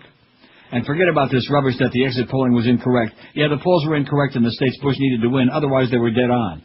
Why else would the media be scrabbling to change the polls they provided earlier on election night? Why would they care? It's all history? They care because they don't want the average American to draw the same conclusions that any reasonable person will take by looking at the numbers and trends. It's a massive cover-up and, again, sloppily executed. The significance of Franklin County is this. It is just one of perhaps 60 precincts in a district. That's perhaps one of 50 districts in a county. That is perhaps one of 50 counties in the state. Get it? Just a superficial investigation could very easily evaporate Mr. Bush's meager 136,000 vote mandate to wage war on the world and continue dismantling the last 100 years of progressive legislation. Karl Rove's genius was to anticipate that he had to manufacture a win in the popular vote to fend off investigations in the individual states. Accordingly, those states turned out to be the very ones where the exit polls and the vote totals just don't match up. Very clever, but how well did he hide his tracks? Not very well in Franklin County. We shouldn't expect this to be like Florida in 2000. Even a cursory investigation will show real discrepancies between the traditional voting patterns and the actual votes cast, I guarantee it. That's why the Republican strategy is entirely predictable. Stonewall the investigation, discredit the campaign to investigate. Regrettably, that's what Republicans do best. I mean, while the media is like, they're showing Operation, what is it again? Fallujah Freedom? What is that? Is that? I forgot already. Yeah, see, you forgot already. Operation Wing-Tip Murder Slaughter the Evildoers, whatever the hell they're calling it. What a disaster. And you notice here we are 6 days from the election. They had to put this off until, like I said, after the election because a lot of dead American bodies and bloodshed and reminder that we've got chaos over there. That's not good for business during the election with that going on. But now that the fix was in and we got 4 more years to, do the neocon agenda, man, you ain't seen nothing yet. That's one thing I promise you. If you think it's going to be kinder and gentler, you ain't seen nothing yet. 141, 19 till 2. What am I getting so whipped up about? Huh? Nobody cares. Well, I do. So as long as I care, that's something. Plus, I'm away from it anyway. It's getting kind of cloudy and murky. I think God's getting he's starting to get really bent out of shape about this. Hey, it's that time of the year again. The snowbirds and relatives are going to be pouring down from the north for the winter time. And it's starting to get pretty damn chilly here, eh? Well, this winter, why not give them something special? A great night's sleep on a new mattress from Dollar Mattress. That's right. They carry the complete line of bedding from the top names you know and love. Sealy and Serta, Simmons, King Coil, Tempur-Pedic, Stearns, and Foster Hewitt. Call 1-800-MATTRESS right now and save up to an additional 20% off. They're already super low factory direct prices on select models. Call that number right now and choose the day and time for your delivery within any 2-hour window, 7 days a week from 8 in the morning till 10 at night. In other words, any 2-hour window that's convenient for you when you're going to be home.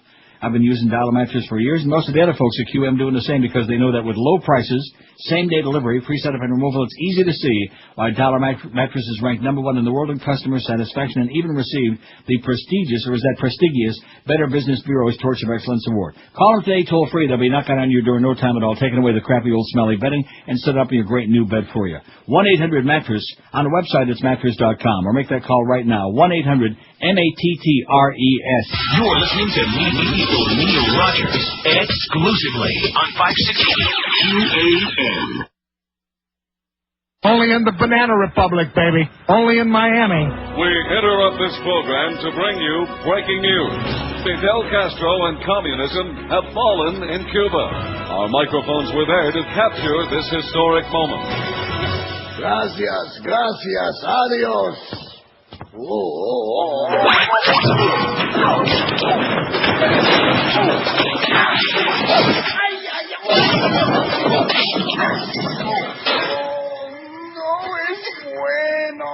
You heard it here first, the fall of Castro and communism in Cuba. Now, back to our regularly scheduled program. See, there's a little something for you, Miguel. Put a little smile on your face, an anti-Fidel bit. Love it. Now, was it Fidel that fell down, or was that Catherine Harris? I heard something about her plane the other day. 146, or was that Glenda in the Hood? That might have been the bitch. Antonia Zerbisius, this is a column that we had on our website a couple days ago, but I know none of you read those anyway. You just look at the naked pictures. Right. Will left in America get it? No, that's true. They don't. When you look at the number of page reads on our statistics on our website, we have a lot of traffic on there, but they're all looking at the naked pictures, and then you look at where they're coming from. That crowd. No, it's true. It's true, and of course we can't do any of that kind of humor anymore because we can't say crap, and especially now, and Joyce is over there having a nervous breakdown. Will the left in America get it? Say now, Antonia writes. She writes in the Toronto Star. She's a great columnist, and she says, "You can't say we weren't cautious," said CNN's Judy Woodruff shortly after calling Florida with 98% of the vote in for President Bush Tuesday night. I enjoyed how much I've heard we don't know, her colleague Aaron Brown said at some other point in the long night, referring to how nobody was jumping the electoral gun on the states. We're not ashamed to say that. Yeah, so where was that sense of shame over the past 4 years? Where was the circumspection, deliberation, and responsible reporting after Americans went to the polls in 2000? Instead of waving the flag and waving the freedom to criticize the self-styled war president, the media should have been asking the questions that needed asking, but no. They suited up and counted down to a dubious and disastrous war in Iraq where as many as 100,000 civilians have been liberated from this mortal coil and where American kids are killed for want of armored Humvees, which makes that ad of the gorgeous blonde driving her son to school in a Hummer with the cool kids' cool, nice ride, all the more obscene.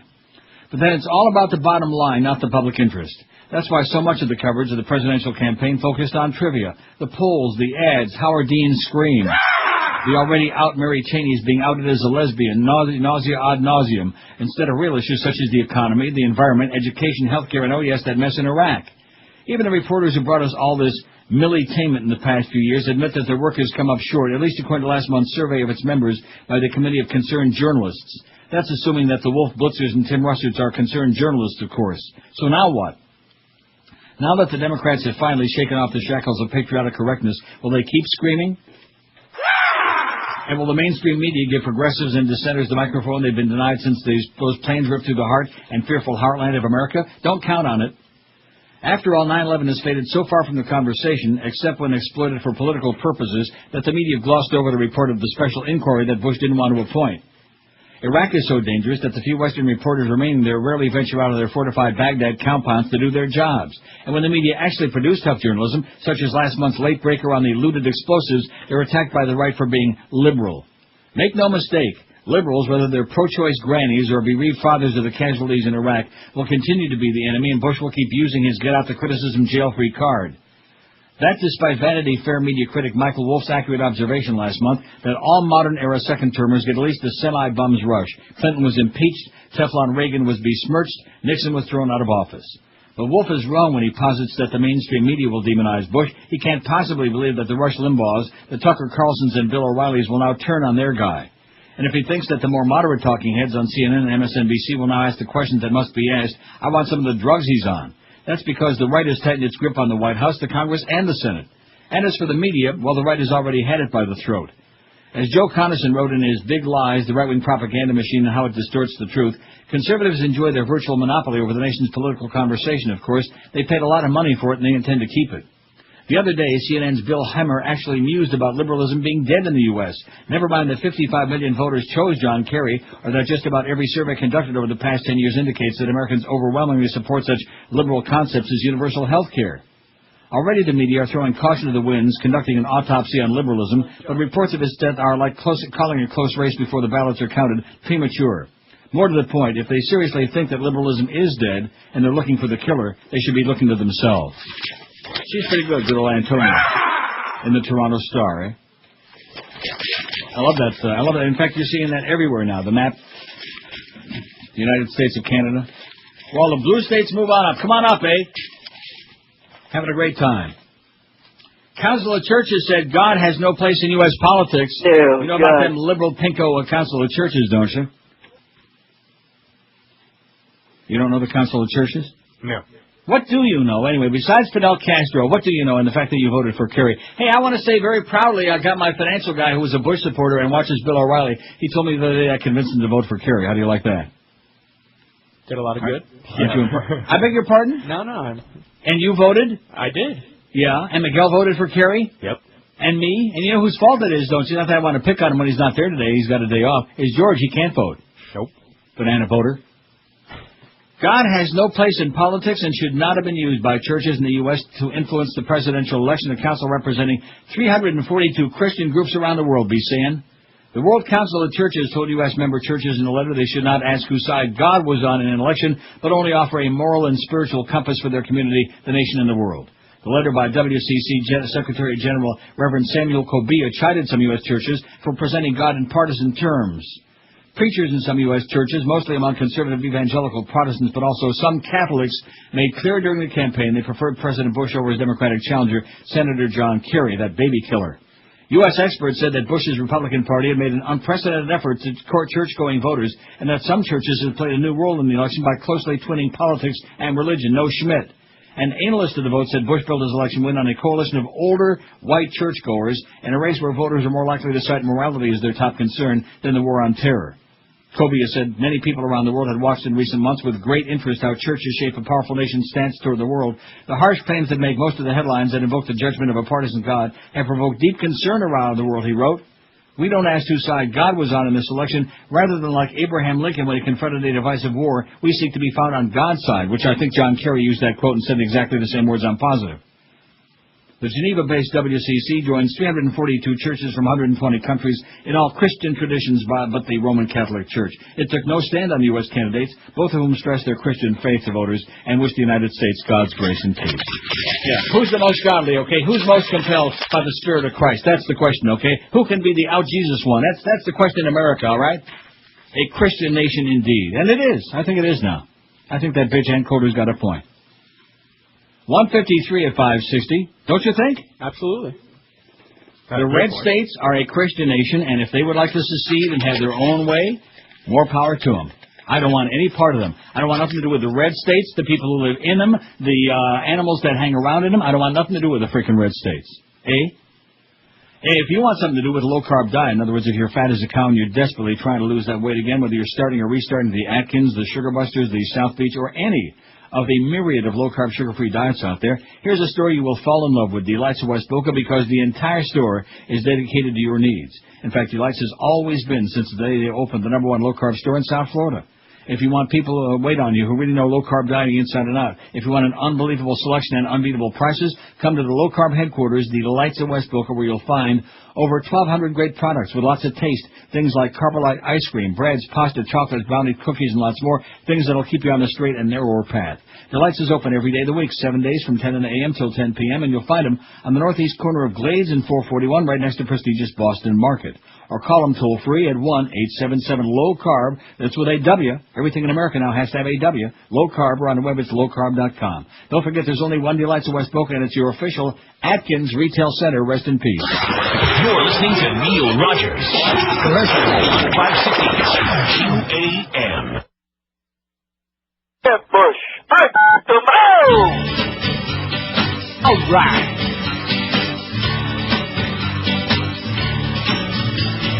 There he was, just a-walking on the sea, singing, do-I-did-it-did-it-dum-did-it-do. He's the man from the the land of Galilee singing. Do-I-did-it-did-it-dum-did-it-do. He's good, divine, He's good, divine, changes water into wine. The next thing I knew, we had a lame man on his feet singing. Do-I-did-it-did-it-dum-did-it-do.